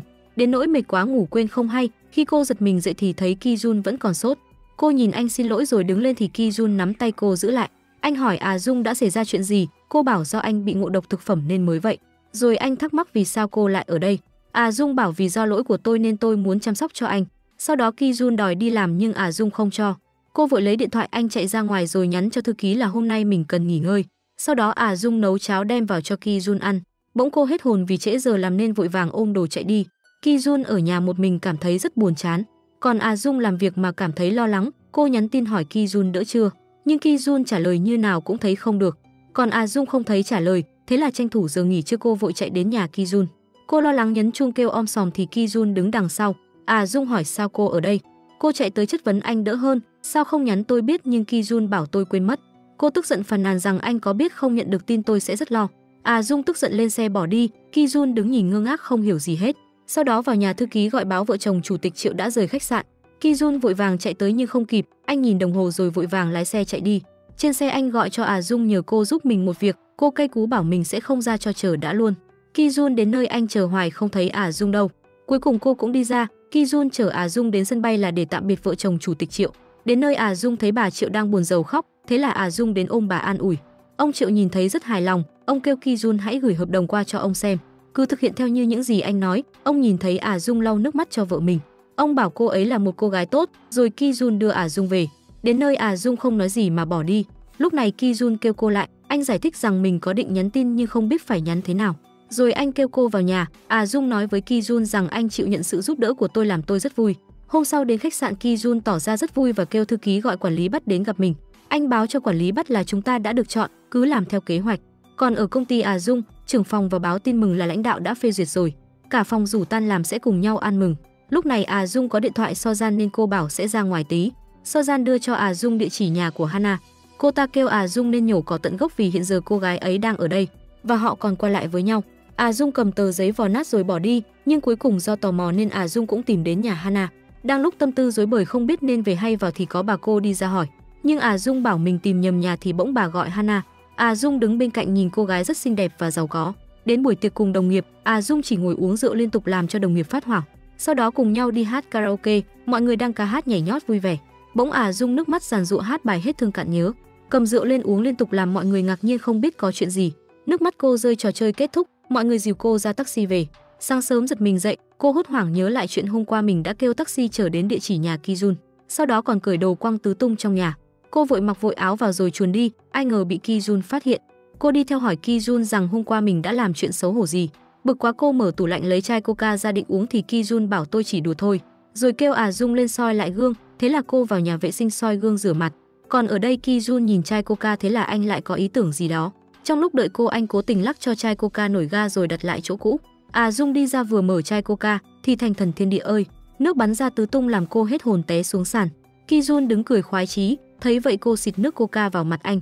Thế là cả hai giành nhau chai coca xịt nước văng tứ tung. Giỡn cho đã cái nư tới cái lúc dẹp thì tới nái lắm. Cả hai người vô tình ôm lấy nhau. Lúc này Ki Jun chòm xuống hôn Dung thắm thiết, rồi Ki Jun bảo đây là nụ hôn thứ hai. Nhưng Dung nói không phải nụ hôn thứ hai, rồi cô ôm anh hôn say đắm. Bỗng lúc này Ki Jun có điện thoại, anh nắm tay. Dung đến nghe điện thoại cô. Ki Jun nói sẽ đến đây, nhưng Ki Jun bảo để cháu tới. Sau đó ra ngoài, Ki Jun bảo anh sẽ đưa em về, nhưng Dung nhìn bảng số xe. Cô bảo hôm nay xe anh bị cấm, thế là cô đi bộ về. Nhưng Ki Jun lái xe chạy theo bảo cô lên xe. Trong khi đó Hana đến gặp Sang Hee, cô hỏi anh còn thích tôi à? Bởi vì Ki Jun vẫn từ chối tôi đều là vì anh. Sang Hee chỉ cười rồi bảo có cả đống cô gái cũng không làm cho Ki Jun loạn nhịp tim được. Trong lúc này chủ tịch hỏi Ki Jun chuyện của Hana, cháu để cô giải quyết hay tự giải quyết? Ki Jun đề nghị để con tự giải quyết, rồi anh đi xe ra biển suy tư. Sau đó Ki Jun vừa đến nhà thì thấy Sang Hee đang đợi mình. Vào nhà Ki Jun hỏi Sang Hee có chuyện gì. Sang Hee tức giận hỏi vì sao anh đưa em ra làm tắm bia để làm tổn thương Hana. Rồi Sang Hee khuyên Ki Jun nếu yêu Hana thì hãy giữ chặt, đừng từ chối cô ấy vì em. Nhưng Ki Jun bảo chuyện đó đã kết thúc rồi. Hôm sau Dung đang lang thang trên đường thì gặp trợ lý của chủ tịch, anh mời cô đến gặp bà. Đến nơi Dung bất ngờ thấy Ki Jun đang ở đây. Bà kêu cô đến ngồi thì bỗng lúc này Hana cũng đi vào. Bà bảo Ki Jun nên giới thiệu vợ mình cho Hana biết, làm cho Dung vô cùng bất ngờ tức giận. Ki Jun đứng lên bảo đủ rồi. Hana ngồi nhìn Ki Jun rồi bỏ chạy ra ngoài. Ki Jun cũng tức giận bỏ đi. Lúc này bà xin lỗi Dung. Cô bối rối không biết chuyện gì nên cũng chạy đi. Cô chạy ra kêu Ki Jun hãy nói chuyện với mình, nhưng Ki Jun xin lỗi lên xe chạy đi. Dung đứng đó đau lòng, nhận ra Ki Jun vẫn còn yêu cô ấy. Ki Jun chạy đến nhà không thấy Hana, anh cố chạy khắp nơi để tìm Hana. Còn Dung cô lặng lẽ ngồi trước cửa nhà chờ anh thì lúc này thư ký tới. Cô bảo thư ký nếu có liên lạc được với Ki Jun thì báo cho mình biết. Trong khi đó Hana đang ngồi ở bãi biển, cô nhớ lại lần cuối cùng gặp Ki Jun. Trước khi cô lên đường sang Paris, cô từng đề nghị Ki Jun cùng đi trốn với mình. Nhưng Ki Jun vẫn lạnh lùng, bảo hãy gọi cho anh khi em đến Paris. Lúc này Hana thấy Ki Jun đi tới, cô liền đi tới ôm anh, còn Dung giật mình khi nghĩ hai người đó hôn nhau. Thế là cô vội vàng lái xe đến nhà Hana, phân vân mãi Dung vẫn không dám nhấn chuông cửa. Thế là cô ngồi ở bậc thang mệt mỏi rồi ngủ quên tới sáng không hay. Sau đó Dung vừa đi ra xe thì thấy Ki Jun chở Hana về nhà. Hai người xuống xe đi tới, Ki Jun bảo Hana lên nhà nhưng cô mời Dung cùng vào nhà. Vì mình có chuyện muốn nói, Dung ngồi trong nhà nhìn thấy toàn là hình của hai người. Hana cảm ơn Dung vì nhờ có cô mà chúng tôi đã bắt đầu lại. Dung vô cùng đau lòng nhưng cô cố kìm nén cảm xúc nói lời xin lỗi. Vì tại mình mà để cho Hana hiểu lầm Ki Jun, rồi cô vội vã ra về vì sợ trễ giờ làm. Ki Jun chạy theo gọi Dung, nhưng cô đau đớn nói mình sẽ bị trễ giờ nên xin phép. Còn những chuyện trước đây tất cả đều là diễn kịch nên anh không cần lo lắng vì tôi. Dung lái xe mà khóc như mưa, cô tự trấn an mình không sao. Trong khi đó Sojan vì chuyện Jae-bum ngoại tình, cô ném tất cả đồ trong nhà vào người anh ta. Cả hai cãi nhau rồi Jae-bum bỏ đi. Lúc này Dung đến nhà gặp Sojan, cô nói cho Sojan biết rằng mình và Ki Jun vẫn chưa kết hôn. Tất cả đều là giỡn mà thôi. Cô đi ra ngoài đau lòng khóc ngất cho mối tình vừa chớm nở đã bị tắt lịm trong đau đớn. Sau đó Dung tự cắt tóc mình để quên đi những gì đã qua. Đến công ty Dung nhận hết việc về mình để tạo nên bận rộn. Lúc này Sojan gọi, thế là cô ra trò chuyện với Sojan. Cô ta muốn xác nhận mọi việc có đúng không và còn thắc mắc. Ki-jun rất bận không thể làm ra trò đùa trẻ con này. Seo-jan còn động viên Dung cố lên. Sau đó Dung đang làm việc thì Ki-jun gọi, nhưng cô tắt máy không thèm để tâm. Lúc này mọi người ra về, nhưng Dung bảo chuyện đi công tác ở khu nghỉ dưỡng cần chuẩn bị rất nhiều, nên mình sẽ ở lại làm thêm. Còn tại công ty, Ki-jun vô cùng tức giận khi biết khu nghỉ dưỡng có chuyện. Anh tuyên bố từ bây giờ mình sẽ trực tiếp quản lý khu nghỉ dưỡng. Ki-jun đang mệt mỏi thì Hana vào rủ cùng mình đi ăn trưa. Trong lúc này Seo-jan cũng đang đi thang máy lên, bất ngờ Seo-jan gặp Hana đang nắm tay Ki-jun. Thế là Ki-jun bảo Hana đi ra trước, mình muốn nói chuyện. Ki-jun tỏ vẻ bất ngờ khi biết Seo-jan đã biết hết mọi chuyện là từ chính Dung nói ra. Anh đi ra xin lỗi Hana, sau đó Ki-jun đi gặp Dung trên xe. Anh gọi cho Dung liên tục bực quá, cô bắt máy thì Ki-jun bảo anh muốn gặp em. Ki-jun hỏi tại sao, Dung lại nói cho Seo-jan hết mọi chuyện. Nhưng Dung trả lời cho anh biết rằng vì mình không muốn làm tổn thương vợ sắp cưới của anh. Tất cả những chuyện trước đây đều là diễn kịch và chúng ta đã diễn rất thành công. Dung quay đi thì Ki-jun nắm tay giữ cô lại. Thà rằng em tỏ ra tức giận chửi anh nhưng đừng lạnh lùng với anh như vậy. Dung vung tay anh ra bảo mình không giận, hy vọng từ giờ chúng ta không gặp nhau nữa rồi cô bỏ đi.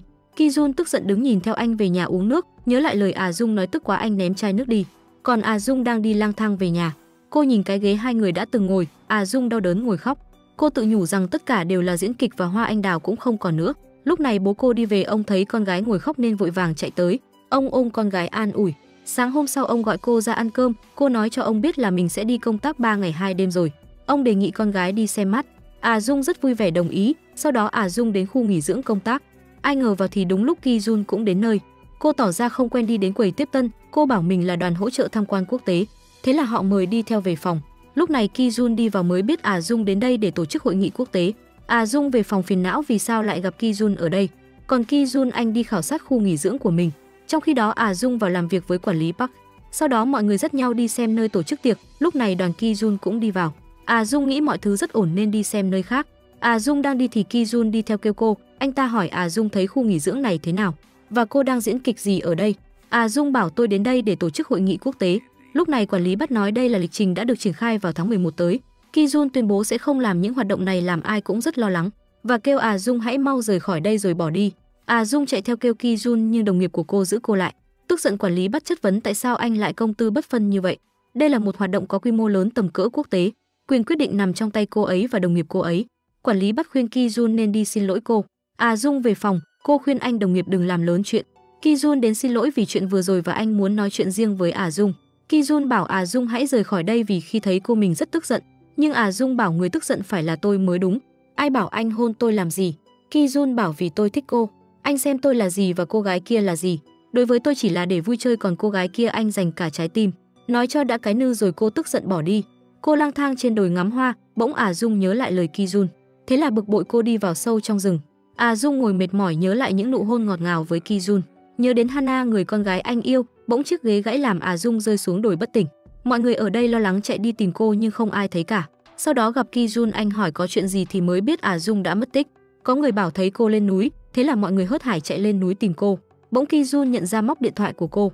Trong lúc này Dung tỉnh lại, cô lấy điện thoại gọi thì không có sóng. Còn Ki-jun tuy mặt trời đã xuống núi, một mình anh vẫn lặn lội tìm Dung. Trong đêm tối ở rừng cô rất lo sợ, bỗng Dung nghe tiếng của Ki-jun gọi. Nhờ vậy mà anh đã tìm được Dung. Hai người cùng ngồi chờ cứu hộ đến. Ki-jun thấy cô lạnh nên anh đã cởi áo mình khoác cho cô trông rất tinh tế. Anh còn ngồi xích lại gần để cho cô dựa vào vai mình ngủ. Sáng hôm sau Dung tỉnh lại, Ki-jun bảo cô nói tôi thích Hana nhiều hơn cô là không đúng. Dung bảo Ki-jun nín họng vì anh là một trap boy. Cô không muốn làm kẻ khờ khạo sống trong ảo tưởng. Lúc này anh đồng nghiệp chạy vào tỏ vẻ rất lo lắng cho Dung làm Ki-jun bực bội bỏ đi. Về khu nghỉ mát, Ki-jun thấy cậu ta lại dìu Dung nên anh cảm thấy khó chịu lên xe bỏ đi thẳng về nhà.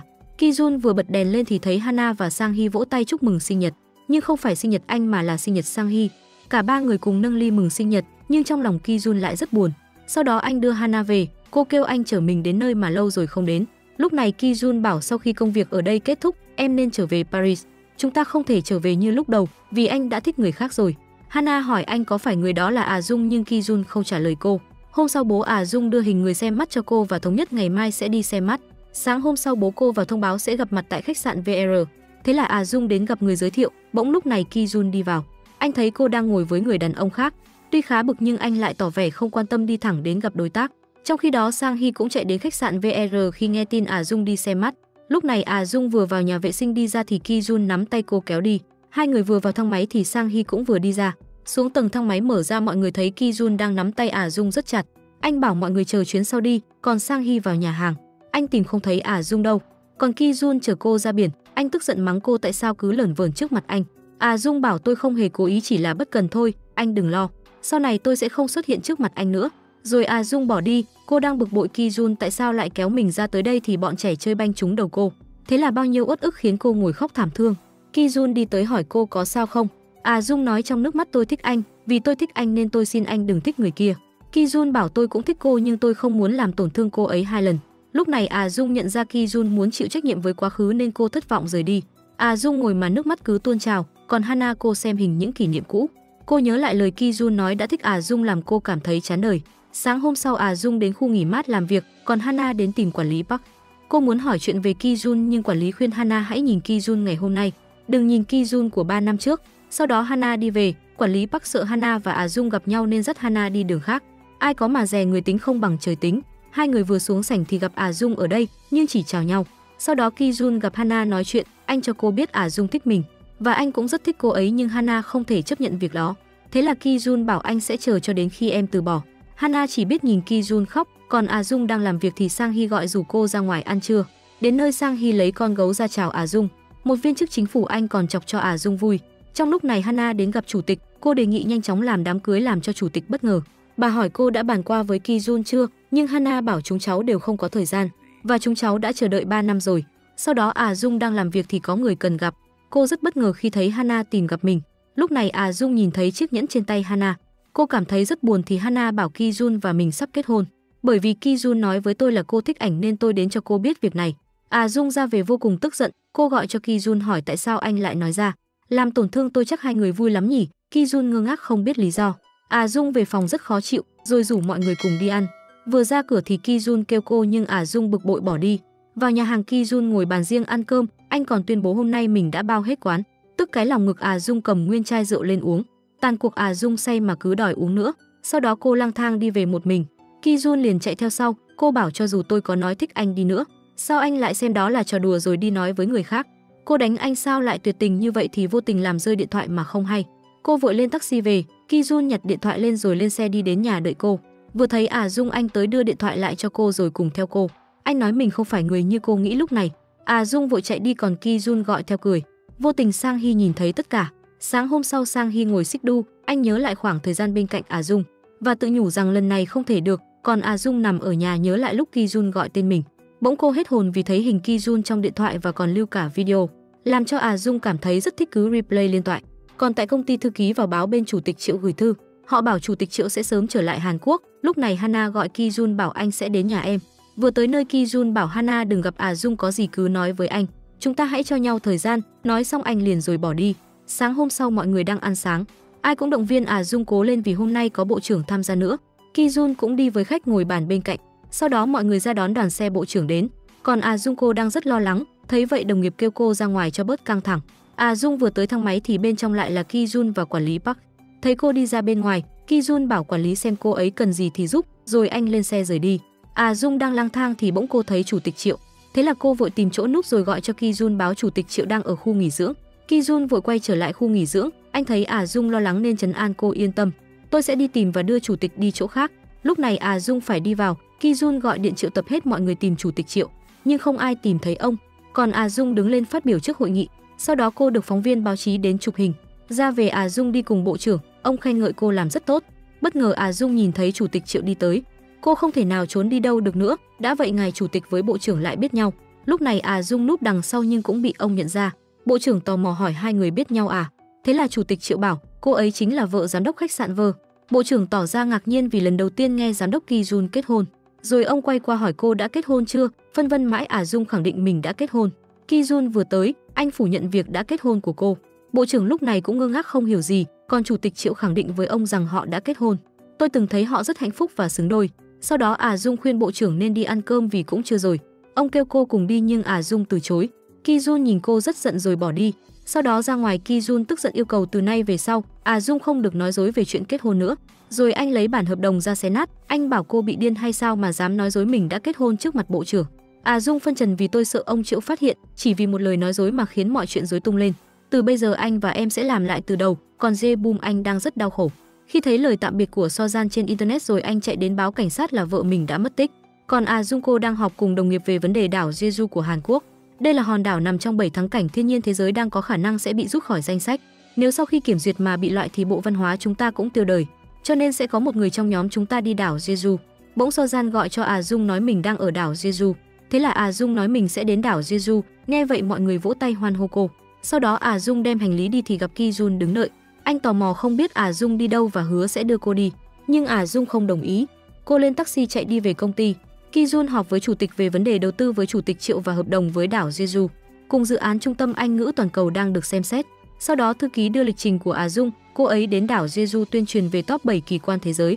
Thế là Ki Jun gọi hỏi Jung đang ở đâu, nhưng cô nói nếu tôi nói ra anh có đến được không? Sau đó anh lái xe đến cảng. Trong lúc này Jung vừa mua xong vé tàu đi ra thì cô giật mình khi thấy Ki Jun. Anh nói mình đến để hộ tống cô ra đảo nhưng Jung không đồng ý. Cô bỏ đi, Ki Jun chạy theo hỏi cô định lên tàu ra đảo à? Jung bảo vì đi tàu sẽ nhanh hơn máy bay, mà Ki Jun nói tôi không muốn đi tàu. Lâu nay tôi chỉ đi bằng máy bay và anh đã gọi trực thăng rồi, 3 phút nữa sẽ đến. Jung đứng nhìn anh rồi cô cũng lên tàu. Ki Jun chạy theo năn nỉ thế nào cũng không được, thế là anh gọi thư ký gọi trực thăng trở về, rồi cũng lên tàu cùng cô ra đảo. Thấy Ki Jun say sóng cô lấy miếng rán cho anh. Vừa xuống tàu đang đi chưa hiểu chuyện gì thì có người tới lấy hành lý bỏ lên xe. Ki Jun kéo cô lên xe đi với mình. Trên xe Ki Jun mời cô uống rượu nhưng cô từ chối. Sau đó Jung nhìn ra bên ngoài thấy cảnh quá đẹp nên hai người xuống xe ngắm cảnh. Jung tỏ ra vô cùng thích thú. Rồi cả hai đi về khách sạn. Ki Jun đưa lịch trình của các nhà thẩm định cho cô xem. Anh bảo cô nên ở đây vì các nhà thẩm định sẽ lưu lại chỗ này. Jung cảm ơn Ki Jun vì đã giúp mình. Sau đó vào phòng cô cảm thấy cảnh thiên nhiên ở Jeju rất đẹp. Lúc này Ki Jun cũng đi vào, anh đứng bên cạnh nhưng Jung đẩy anh đi ra. Sau đó hai người đến nhà ăn, Jung đưa danh thiếp cho các nhà thẩm định giới thiệu về mình. Nhưng vô tình cô va phải ly nước cam, may nhờ Ki Jun giữ lại. Sau đó cũng nhờ Ki Jun mà cuộc nói chuyện với các nhà thẩm định được cải thiện hơn. Jung nhìn Ki Jun đầy ngưỡng mộ rồi hai người tiễn đoàn thẩm định ra về. Lúc này Sang Hee gọi hỏi cô ở đâu thì Ki Jun lấy điện thoại nói mới vừa xong việc. Anh vội tắt máy, anh còn hỏi Jung có biết chơi golf không. Nhưng cô bảo một công chức nhà nước làm gì có tiền chơi mấy trò tranh xả đó. Bực mình Ki Jun bỏ vào trong, sau đó Jung đi tìm Sojan. Lúc này cô ta đang phơi nắng ở hồ bơi tận hưởng cái ánh nắng đầu mùa. Thấy Jung gọi Sojan giả vờ đau khổ, còn giả vờ nói mình không muốn sống nữa. Nghe lời này làm cho Jung vô cùng lo lắng, rồi cô ta nhảy xuống hồ bơi. Jung đang rất lo lắng thì bất ngờ cô nhìn thấy Sojan đang bơi ở đây. Rồi Jung đi theo giải thích cho Sojan hiểu mình không còn thích Jae-bum nữa, vì bây giờ mình đã thích người khác rồi. Thì lúc này Ki Jun đi tới. Sojan nhìn hai người nghĩ không lẽ họ thích nhau rồi. Còn Jae-bum ở nhà nghe điện thoại, Jung báo đã gặp Sojan ở Jeju. Còn ở đây chủ tịch gặp bố mẹ Hana để bàn chuyện kết hôn. Quay lại đảo Jeju, ba người đang ngồi nói chuyện với nhau thì Sojan nhìn hai người hỏi: từ giờ hai người định bắt đầu yêu nhau à? Jung vừa nghe xong cô liền bị sặc nước. Ki Jun vội lấy khăn lau cho cô. Sau đó hai người ra ban công đứng. Jung hỏi Ki Jun có phải vì mình mà đến đây. Ai ngờ Ki Jun nói không phải, bởi vì anh vẫn chưa nắm được gì trong tay nên anh tò mò muốn biết, và anh cũng không muốn mình bị giày vò nữa. Sáng hôm sau Jung đang ngủ, Ki Jun đập cửa gọi cô mau thức dậy. Sau đó Ki Jun cùng đi đánh golf với đoàn kiểm định, còn Jung chạy theo mệt muốn tắt hơi. Mọi người ngồi nghỉ mệt nói chuyện chuyên sâu về bộ môn quý sở tộc này, còn Jung ngồi nghe chẳng hiểu gì. Sau đó họ lại đi chơi tiếp cho đủ 18 lỗ. Trong khi đó Sang Hee đang ngồi vẽ tranh thì Hana đến. Lúc này Sang Hee nói cho cô biết rằng Ki Jun đang ở đảo Jeju cùng với Jung. Tôi thật sự muốn hai người có kết quả tốt, nhưng bây giờ thì không được rồi. Hana chỉ biết đứng lặng yên. Trong lúc này Jung nhờ Ki Jun phiên dịch để cô giới thiệu về đảo Jeju, nhưng họ muốn cô nói chỉ một câu về đảo Jeju. Thế là Jung nói đảo Jeju chính là người mẹ. Cô giải thích cho họ về ý nghĩa của hòn đảo này làm họ rất hài lòng và khen ngợi cô rất nhiều. Sau đó lên xe Ki Jun khen Jung rất giỏi vì đã làm cho những người đó cảm động. Sau đó hai người ngồi nghỉ trên đồi cỏ. Ki Jun kêu Jung kể về mẹ mình. Thế là hai người ngồi tâm sự với nhau về nỗi đau mất đi người thân.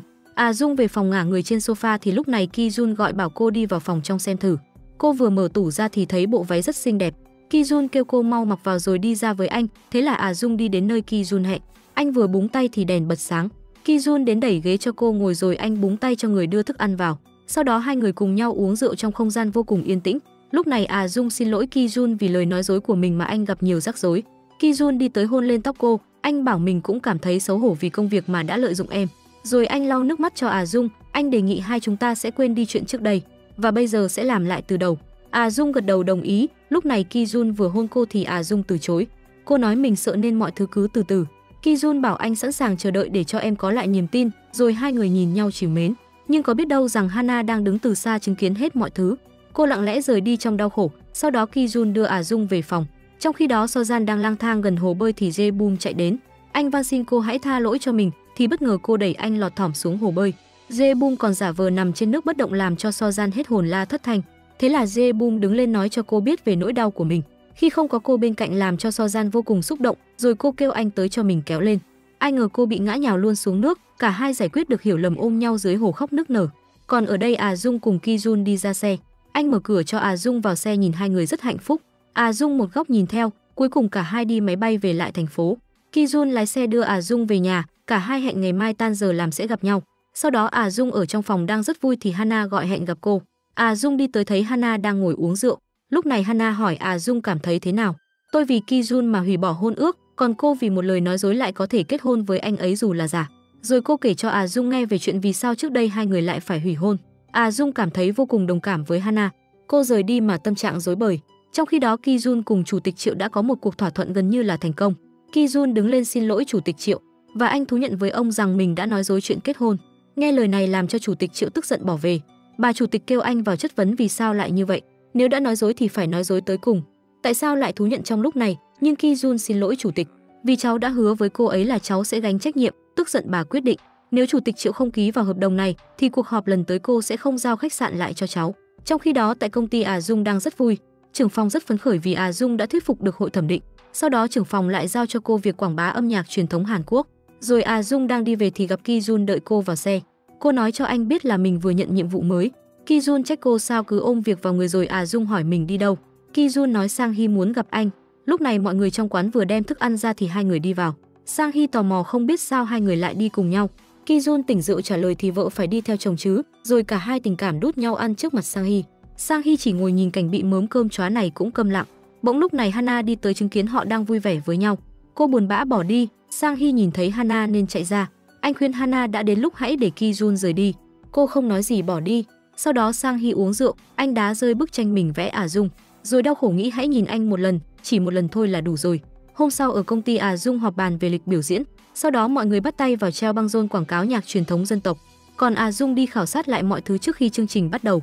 Bên này Ki Jun đến gặp Hana, anh khẳng định cho Hana biết rằng mình yêu Dung. Và trong mắt anh giờ đã không còn em rồi. Ki Jun lên xe rời đi, trên xe anh gọi cho Dung hẹn gặp cô. Ki Jun hỏi tại sao em gặp Hana mà không nói cho anh biết. Nhưng Dung bảo em gặp Hana chỉ để hiểu thêm về cô ấy mà thôi. Em cảm thấy có lỗi vì đã làm tổn thương cô ấy rồi. Hai người ôm nhau vào lòng, cái cảm giác được ôm người mình yêu thật hạnh phúc. Hôm sau Ki Jun ngồi cạo râu láng o trông rất bảnh trai. Thư ký đi vào thắc mắc không biết anh đi đâu mà tóc vuốt vuốt keo oách xà lách như thế. Ki Jun cười bảo bí mật thì khó mà bật mí. Sau đó Ki Jun gọi cho Dung than vãn rằng công việc nhiều quá. Bỗng có người đến, Dung ra mở cửa thì bất ngờ đó là Ki Jun. Anh hỏi cô có bố ở nhà không? Anh muốn vào nhà nhưng Dung cản lại thì thấy bố cô đi ra. Ki Jun vội cúi chào ông, vào nhà ông bố và chàng rể tương lai ngồi đối diện trông rất căng thẳng. Sau đó ông mời Ki Jun cùng uống rượu với mình, lúc đầu thì cụng nhau bằng ly rồi đến bát. Bố vợ tương lai vừa uống xong bát rượu to tướng liền ngã lăn. Rể tương lai cũng không kém cạnh là bao, anh cũng chúi nhủi không biết gì luôn. Rồi Dung cho anh lên giường nằm ngủ. Trong lúc say Ki Jun toàn gọi tên Dung làm cô cảm thấy như cả bầu trời hạnh phúc. Sáng hôm sau hai bố con đứng khoanh tay nhìn Ki Jun ngủ. Ông hỏi con thích cậu ta ở điểm nào, Dung bảo vì ảnh đẹp trai còn tài giỏi nữa. Sau đó ba người cùng ngồi ăn sáng. Ông bảo hôm qua mình thắng anh nhưng Ki Jun khẳng định rõ ràng. Hôm qua con thấy bác ngả trước. Sau đó về công ty Ki Jun hỏi thư ký về tình hình bán vé cho việc quảng bá âm nhạc truyền thống. Nhưng được thư ký thông báo là rất thấp. Thì lúc này quản lý bắt gọi báo cho Ki Jun rằng hình như Chủ tịch Triệu đang xem xét hợp đồng bên khách sạn gì. Còn tại công ty Dung mọi người đang vui mừng khi thấy tỷ lệ bán vé tăng lên. Trong khi đó bà Chủ tịch đến gặp Ki Jun, bà rất lo lắng vì để vào thị trường Trung Quốc phải thông qua Chủ tịch Triệu. Nên bà yêu cầu Ki Jun phải quay lại với Hana để có thể nhờ bố cô ấy giúp trong vụ Chủ tịch Triệu. Ki Jun không đồng ý, còn tại nhà Hana mẹ cô đến tìm thì phát hiện cô ngất xỉu trên sofa. Thế là cô phải nằm bệnh viện. Lúc này Chủ tịch gọi ra lệnh cho Ki Jun phải ngừng hết công việc đến bệnh viện gặp Hana. Ki Jun vào phòng thấy Hana đang nằm ngủ, anh tới đắp chăn cho cô rồi rời đi. Hôm sau khi Jun đến buổi trình diễn của Dung, anh ngồi nghe cô phát biểu nhưng vé thì bán hết mà chỉ có lác đác vài người đến. Sau đó Dung đi ra, Ki Jun đem hoa đến tặng cô. Lúc này Dung chất vấn rằng anh đã mua bao nhiêu vé. Ki Jun ấp úng nói anh mua sương sương hết ghế thôi à. Bực bội Dung bỏ vào trong. Sau đó Dung đang ngồi nghỉ bên đường. Cô bỗng thấy đèn bật sáng lấp lánh trên cây rất đẹp. Ai ngờ tự dưng tắt tối thui. Lúc này Dung giật mình khi thấy Ki Jun đang loay hoay bên dưới. Rồi anh đến ngồi bên cạnh Dung. Anh tự thấy rằng mình đang học mọi thứ để hợp với em, làm Dung cảm thấy vui trong lòng. Hôm sau Chủ tịch gặp Ki Jun, Bà la cho anh một trận vì cái tội không nghe lời, và cô yêu cầu cháu hôm nay phải đến ăn cơm cùng bố mẹ Hana vì cô đã cho người điều tra về Dung và cô sẽ gặp nó để nói chuyện. Nhưng Ki Jun nói cô đừng xen vào cuộc sống riêng của cháu. Bà rất cương quyết rồi bỏ đi. Trong khi đó Dung đang nói chuyện cùng bộ trưởng. Ông chất vấn tại sao Dung lại nói dối chuyện mình kết hôn với Ki Jun. Vì ông biết rằng Ki Jun chuẩn bị kết hôn với Hana, con gái của ngài nghị sĩ. Ông bảo sẽ bỏ qua cho Dung lần này nhưng đừng tái phạm nữa. Còn lúc này Hana đang chuẩn bị đến buổi tiệc gặp Ki Jun. Nhưng trong buổi tiệc, mọi người chờ hoài Ki Jun vẫn không đến. Cô phải muối mặt xin lỗi người ta. Sau đó bà gọi cho Ki Jun năn nỉ anh. Đến cuối cùng Ki Jun vào xe định đến đó thì bất ngờ Dung gọi. Cô lại nhắc đến bố Hana làm cho Ki Jun cảm thấy khó xử vô cùng. Anh lái xe ra biển nhớ đến lời chủ tịch nói và lại nhớ đến lời người con gái anh yêu. Cả hai đối với anh rất quan trọng nhưng anh phải chọn một mà thôi. Thế là Ki Jun đã chọn đến gặp Dung. Cô chạy tới ôm anh. Cả hai ôm nhau vô cùng xúc động. Sau đó Ki Jun hỏi Dung có chuyện gì sao? Dung bảo em nghe bộ trưởng bảo anh và Hana đã có hôn ước nên em lo về bố của Hana. Ki Jun khuyên cô đừng lo mà hãy tin tưởng anh rồi hai người cùng nhau đi ăn. Trong khi đó vợ chồng Sojan đang ngồi ăn ở nhà hàng. Cô vô tình nhìn thấy Hana và cô của Ki Jun đang ngồi. Thế là Sojan gọi cho Dung mới biết cô đang đi cùng Ki Jun thì mẹ của Hana nghe thấy. Thế là bà vô cùng tức giận ra kêu chồng và Hana về. Còn ở đây hai người đang chơi trò chơi rất vui vẻ để xả hết mọi ưu phiền. Lúc này Hana gọi nhưng Ki Jun không nghe máy. Cô nhắn tin hỏi anh vì sao không tôn trọng bố mẹ mình nhưng Ki Jun vẫn không trả lời. Anh mua kem đến cho Dung cùng ăn với mình. Sau đó Ki Jun đến gặp chủ tịch, bà trách vì sao anh lại xem trọng phụ nữ hơn công việc. Nhưng Ki Jun khẳng định mình sẽ tự lo được việc này, xin chủ tịch hãy tin cháu.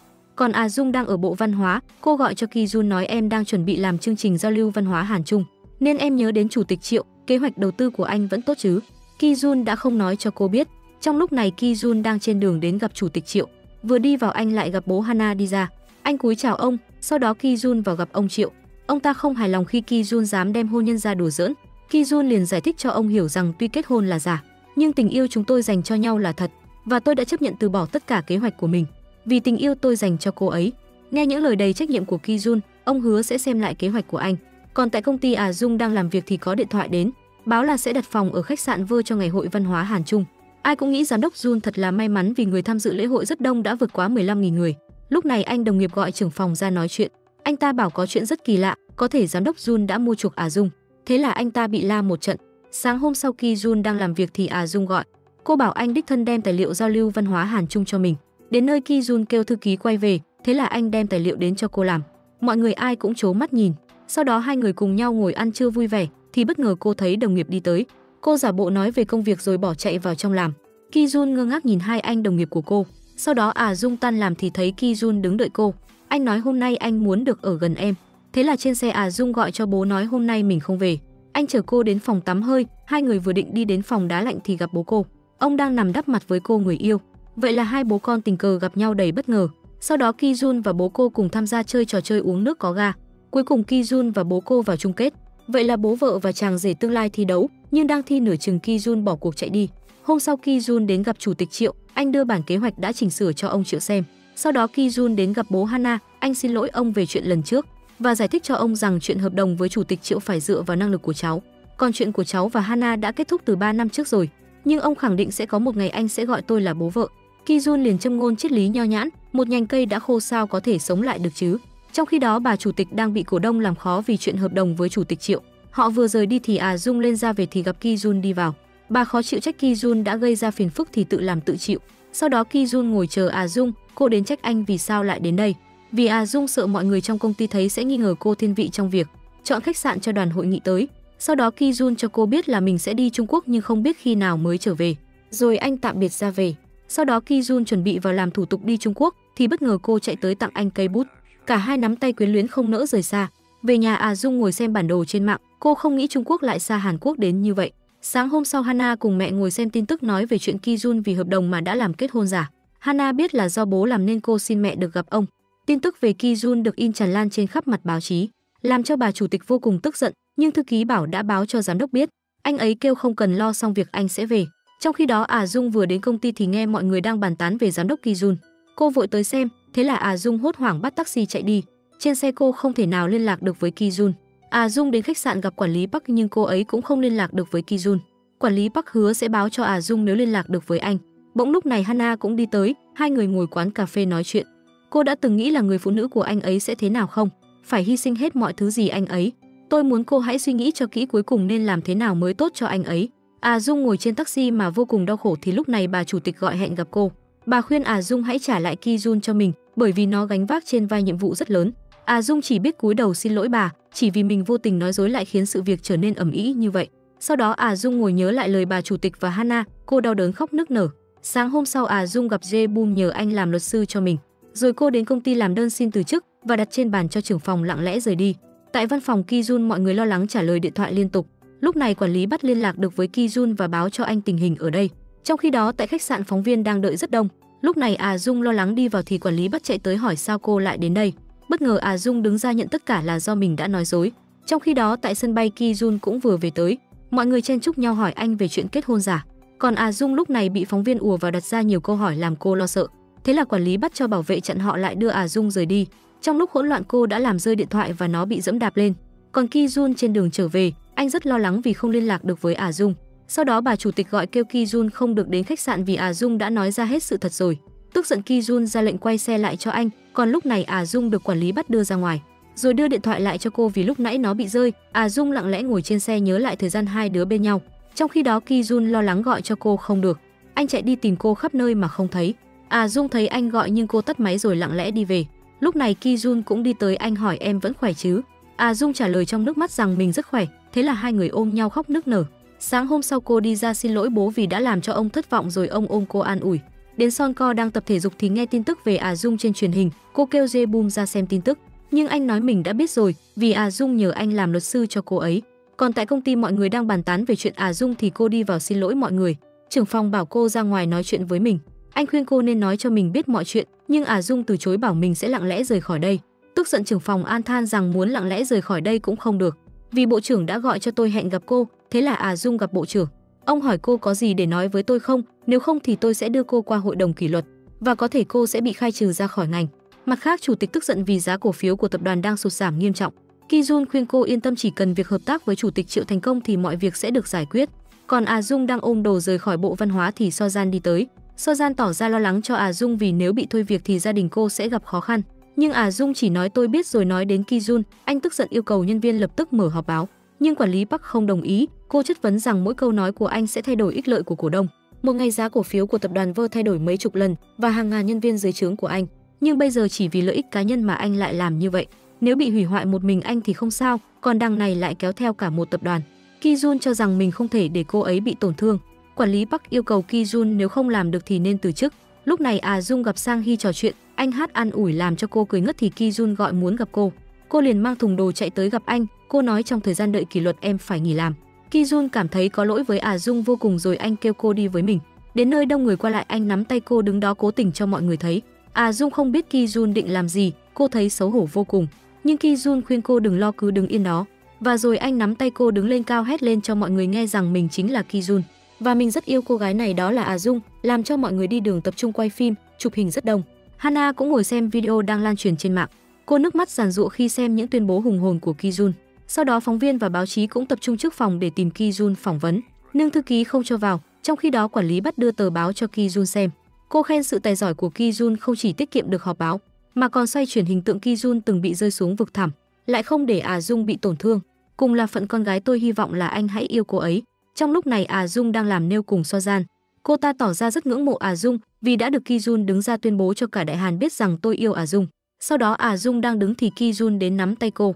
Dung thấy người đi đường cứ nhìn mình nên cả hai cùng ra xe ngồi.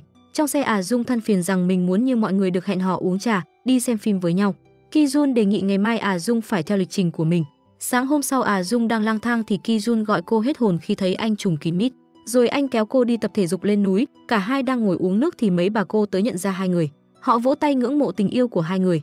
Sau đó Dung đang mua vé xem phim, Ki Jun đeo kính đội mũ vào cho cô rồi anh nắm tay kéo cô đi. Ai ngờ cũng bị mọi người phát hiện. Trong lúc này Hana đến gặp bố nói chuyện về Bộ Văn hóa. Còn Ki Jun, chủ tịch đến nói cho anh biết rằng ngày mai là cuộc họp chuẩn bị cho hội nghị cổ đông. Nội dung liên quan đến việc bãi nhiệm giám đốc Ki Jun làm cho Ki Jun cảm thấy lo lắng. Hội đồng kỷ luật có cuộc nói chuyện với Dung. Họ nói cô đã làm ảnh hưởng đến phẩm hạnh của một viên chức chính phủ và họ nghi ngờ Dung vì có quan hệ với Ki Jun nên đã dành sự ưu ái đặc biệt cho khu nghỉ dưỡng. Còn ở đây Ki Jun đang dự cuộc họp cổ đông. Họ quyết định bãi nhiệm Ki Jun vì đã không thu hút được hợp đồng với chủ tịch Triệu. Bỗng lúc này quản lý Park đi vào. Cô thông báo với cổ đông rằng bản kế hoạch mới của Ki Jun đã được chủ tịch Triệu thông qua và sau 2 ngày nữa chủ tịch Triệu sẽ tham gia ký kết. Mọi người vỗ tay chúc mừng chiến thắng của Ki Jun. Trong lúc này Dung đang ngồi xem hình Ki Jun thì anh tới ngồi bên cạnh. Cô cho anh biết là mình đã bị hội đồng kỷ luật gọi tới nhưng chưa biết kết quả.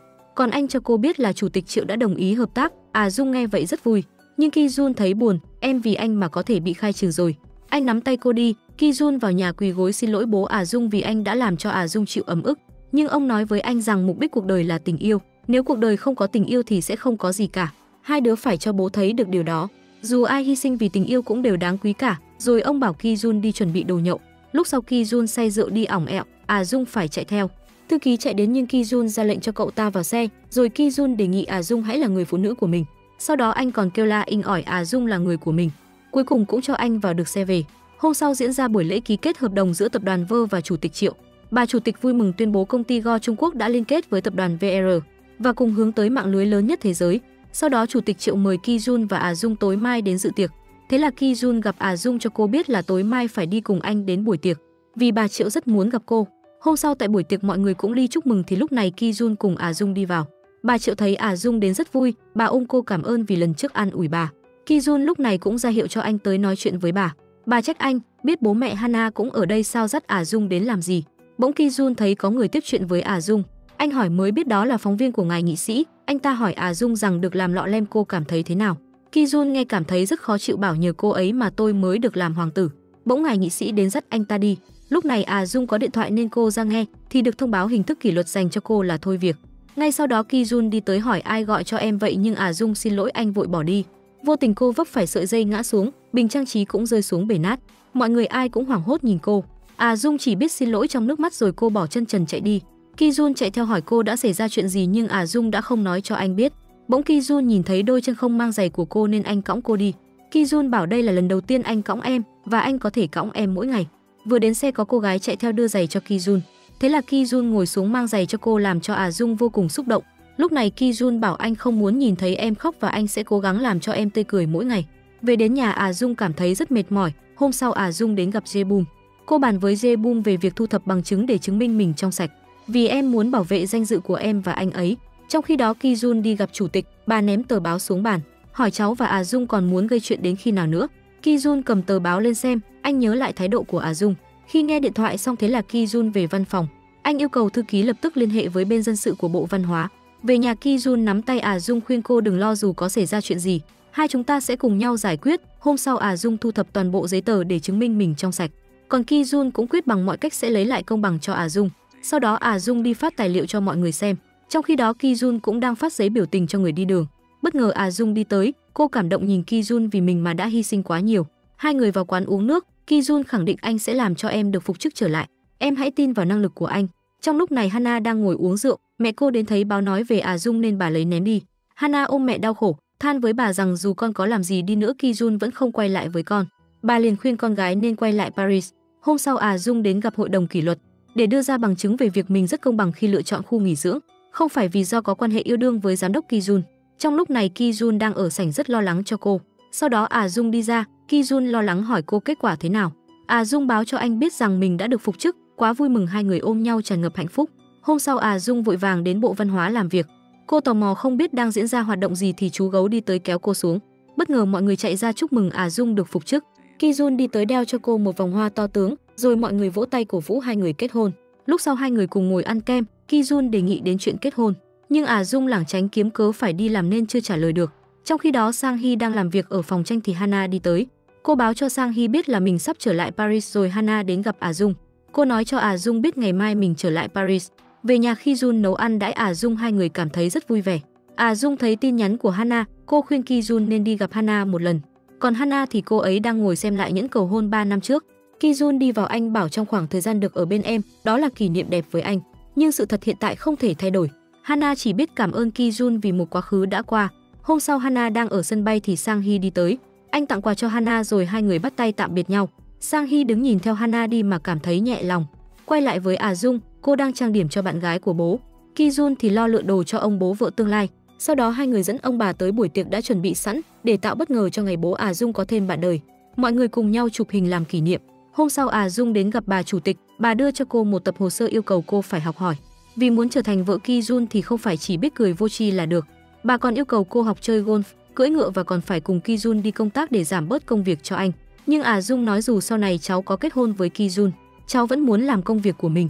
Sau đó Dung đến gặp phóng viên, họ đề cập đến chuyện kết hôn của hai người, làm cho Dung ấp úng không biết trả lời thế nào cho nó hoa mỹ. Hôm sau Ki Jun đưa Dung về nhà, anh bịt mắt dắt cô đến phòng được trang trí rất đẹp. Cô tỏ vẻ rất vui, sau đó anh nói mình còn một căn phòng bí mật. Đó là không gian riêng của anh nhưng anh đặc biệt sẽ để cho em biết. Rồi anh dắt cô vào phòng, bên trong toàn là mô hình nhựa. Lúc này anh dắt cô tới bật đèn cho mô hình đã ráp, bỗng có một chiếc xe lửa chạy tới chở theo một vòng cổ. Ki Jun đeo vòng cổ vào cho cô và nắm tay. Dung hỏi em có bằng lòng làm vợ anh không, nhưng Dung bảo em đã suy nghĩ rất nhiều và em cảm thấy mình không hợp với anh, làm cho Ki Jun rất buồn. Anh chất vấn vì sao em lại nói như vậy, không lẽ em không hề yêu anh? Nhưng Dung nói em yêu anh rất nhiều, em không biết mình có đủ tư cách không? Em cảm thấy rất lo lắng, xin anh hãy cho em thời gian. Ki Jun bảo anh sẽ chờ đợi cho đến khi em đồng ý. Sau đó Dung gặp trưởng phòng An xin ông cho mình đến Jeju làm việc. Thế là Ki Jun tiễn cô ra sân bay đi đến đảo Jeju. Anh tặng cô chiếc đồng hồ và nụ hôn trước khi cô ra đảo. Một tháng sau, sáng sớm Dung lái xe đến bảo tàng làm việc. Còn ở đây chủ tịch hối thúc Ki Jun về chuyện kết hôn. Thế là Ki Jun hứa với bà sẽ dắt Dung về ra mắt vào cuối tháng, làm bà cảm thấy rất vui. Sau đó Dung đang làm việc thì Ki Jun gọi hỏi thăm công việc của cô ở đảo Jeju. Rồi vì bận việc nên anh tắt máy. Trong khi đó Sojan đi siêu âm thì phát hiện mình có thai. Cô vừa về nhà thì thấy miếng giấy Jebum để lại, tức quá Sojan xé nát. Còn Dung cô đang ngồi học thêm tiếng Anh thì Sojan gọi cho cô báo mình đã có thai và báo cho cô biết là Jebum đã bỏ nhà đi. Sau đó Dung lại bận bịu lo cho cuộc triển lãm sắp tới. Lúc này Ki Jun viết thư đề cập đến chuyện kết hôn. Nhưng Dung vừa nghe tin Sojan có thai mà Jebum lại bỏ đi nên cô lại. Sau đó thư ký và đưa cho anh tài liệu về trường dạy tiếng Anh ở đảo Jeju. Thế là Ki Jun tìm ra cách để gặp cô. Lúc này Dung vừa xong việc đi ra thì gặp Ki Jun đang ngồi đợi. Hai người cùng ra ngồi ngắm biển trò chuyện với nhau.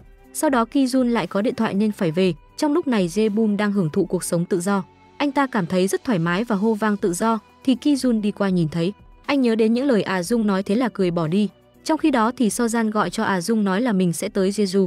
Vì Sojan có thông tin Jebum đang ở đó. Hôm sau hai người gặp nhau rất vui, Dung liền báo cho Sojan biết là Jebum đang ở khu nghỉ mát của Ki Jun. Thế là Sojan đang đi vào trong sảnh thì bất ngờ gặp Jebum đang ngồi nói chuyện với các cô gái. Thấy vợ của mình anh liền hoảng hồn tỉnh lại liền quý dị và cô đi tới yêu cầu được nói chuyện riêng với chồng mình. Sau đó Jebum tỏ ra vô cùng vui mừng khi biết Sojan đang mang thai. Ki Jun đi tới chúc mừng hai người và nhờ họ giúp mình một việc. Rồi anh chở họ đến gặp Dung, bốn người đi ăn cùng nhau. Dung và Ki Jun ngồi nhìn hai người tình cảm với nhau mà ngượng ngùng. Sau đó cùng dắt nhau ra biển chụp hình rất vui. Ki Jun nắm tay Dung cùng đi, sau đó mọi người lại đi ăn. Lúc này Jebum hỏi Dung em định tìm đâu ra người như Ki Jun nữa. Bỗng Sojan nói mình đau bụng nên kêu Jebum về phòng với mình. Dung nhìn họ cảm thấy ngưỡng mộ vô cùng làm cho Ki Jun rất vui. Thế là anh nắm tay cô dắt về phòng làm cho Dung cản không được. Anh còn giả vờ đi kiểm tra mọi thứ trong phòng rồi cùng nhau trêu đùa rất vui. Lúc này bố cô gọi báo cho cô biết là ông sẽ kết hôn. Sáng hôm sau anh chở cô đến nơi làm việc. Hai người hôn nhau tạm biệt. Rồi Dung lo công việc của mình còn Ki Jun cũng lo công việc của tập đoàn ở đảo. Xong việc anh đến tìm Dung, nhờ cô hướng dẫn cho mình về ý nghĩa các di tích. Cả hai cùng nhau uống trà. Ki Jun cho cô biết là mình sắp phải trở về, rồi anh tặng lại cho Dung vòng cổ mà cô đã một lần từ chối. Nhưng Dung bảo mình vẫn chưa đủ tự tin. Ki Jun vẫn quyết định chờ Dung một thời gian nữa và đề nghị Dung cuối tháng này trở về cùng ăn cơm với cô. Lúc đó nếu em đeo sợi dây này, nghĩa là em đồng ý kết hôn với anh. Sau đó Ki Jun ra sân bay, anh cảm thấy thất vọng khi Dung không đến. Ki Jun đâu biết rằng Dung đang đứng gần đó gọi cho anh. Cô xin lỗi vì mình đã không đến tiễn anh và hỏi anh nếu lúc đó em không đến thì sao. Ki Jun bảo nhất định em phải đến vì anh đã hẹn với cô rồi. Nếu em không đến anh sẽ rất giận về nhà.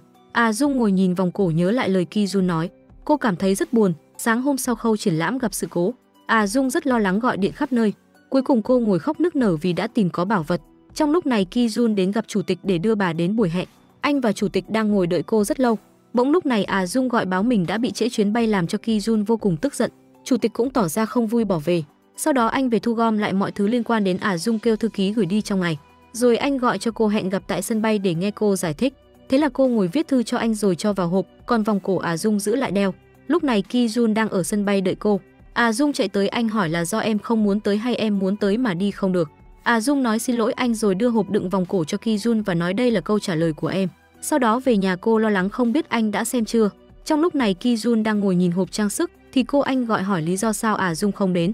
Anh nói khi nào về con sẽ nói, rồi anh không mở ra xem mà ném vào hộp bàn. Còn Dung cô đeo vòng cổ ngồi đợi Ki Jun gọi. Cô không hiểu gì sao Ki Jun không gọi cho mình. Trong khi đó Ki Jun đang ngồi làm việc với thư ký. Anh kêu thư ký đem con dấu qua cho mình, thế là thư ký thấy trong hộp có hộp trang sức. Anh mở xem rồi đặt lại chỗ cũ đem con dấu tới. Thư ký tò mò hỏi Ki Jun trong hộp đó là gì mà chỉ có một tờ giấy. Ki Jun vội vàng lấy mở ra xem, trong thư cô xin lỗi vì mình đã không đến được và cô cho anh biết rằng mình bây giờ đã tự tin để đứng bên cạnh anh. Đọc xong Ki Jun vui mừng bỏ chạy đến gặp cô. Còn Dung cô ngồi ăn sáng mà rất buồn vì không thấy Ki Jun gọi. Bỗng lúc này có người đến giao bưu kiện cho cô. Dung mở ra xem, mỗi thứ anh gửi đều liên quan đến kỷ niệm của hai người. Cô ngồi xem mà khóc nức nở. Sau đó anh gọi cho cô. Cả hai chạy ra ôm nhau tràn ngập hạnh phúc. Cuối cùng sau bao nhiêu rắc rối và do lời nói dối mang lại, hai người cũng đã tìm thấy nhau trong niềm vui bất tận. Mong rằng những bạn đang xem phim này cũng sẽ gặp được tình yêu đời mình, sẽ được yêu, sẽ được tươi cười và sẽ được hưởng niềm hạnh phúc trọn vẹn. Được rồi, bộ phim đến đây là kết thúc. Các bạn bỏ ra 3 giây đăng ký kênh để ủng hộ chúng mình nha. Cảm ơn các bạn đã đón xem kênh của chúng mình. Hẹn gặp lại mọi người trong bộ phim tiếp theo. Tập hôm nay đến đây là hết mất rồi. Cảm ơn các bạn đã theo dõi. Còn giờ thì xin chào và hẹn gặp lại.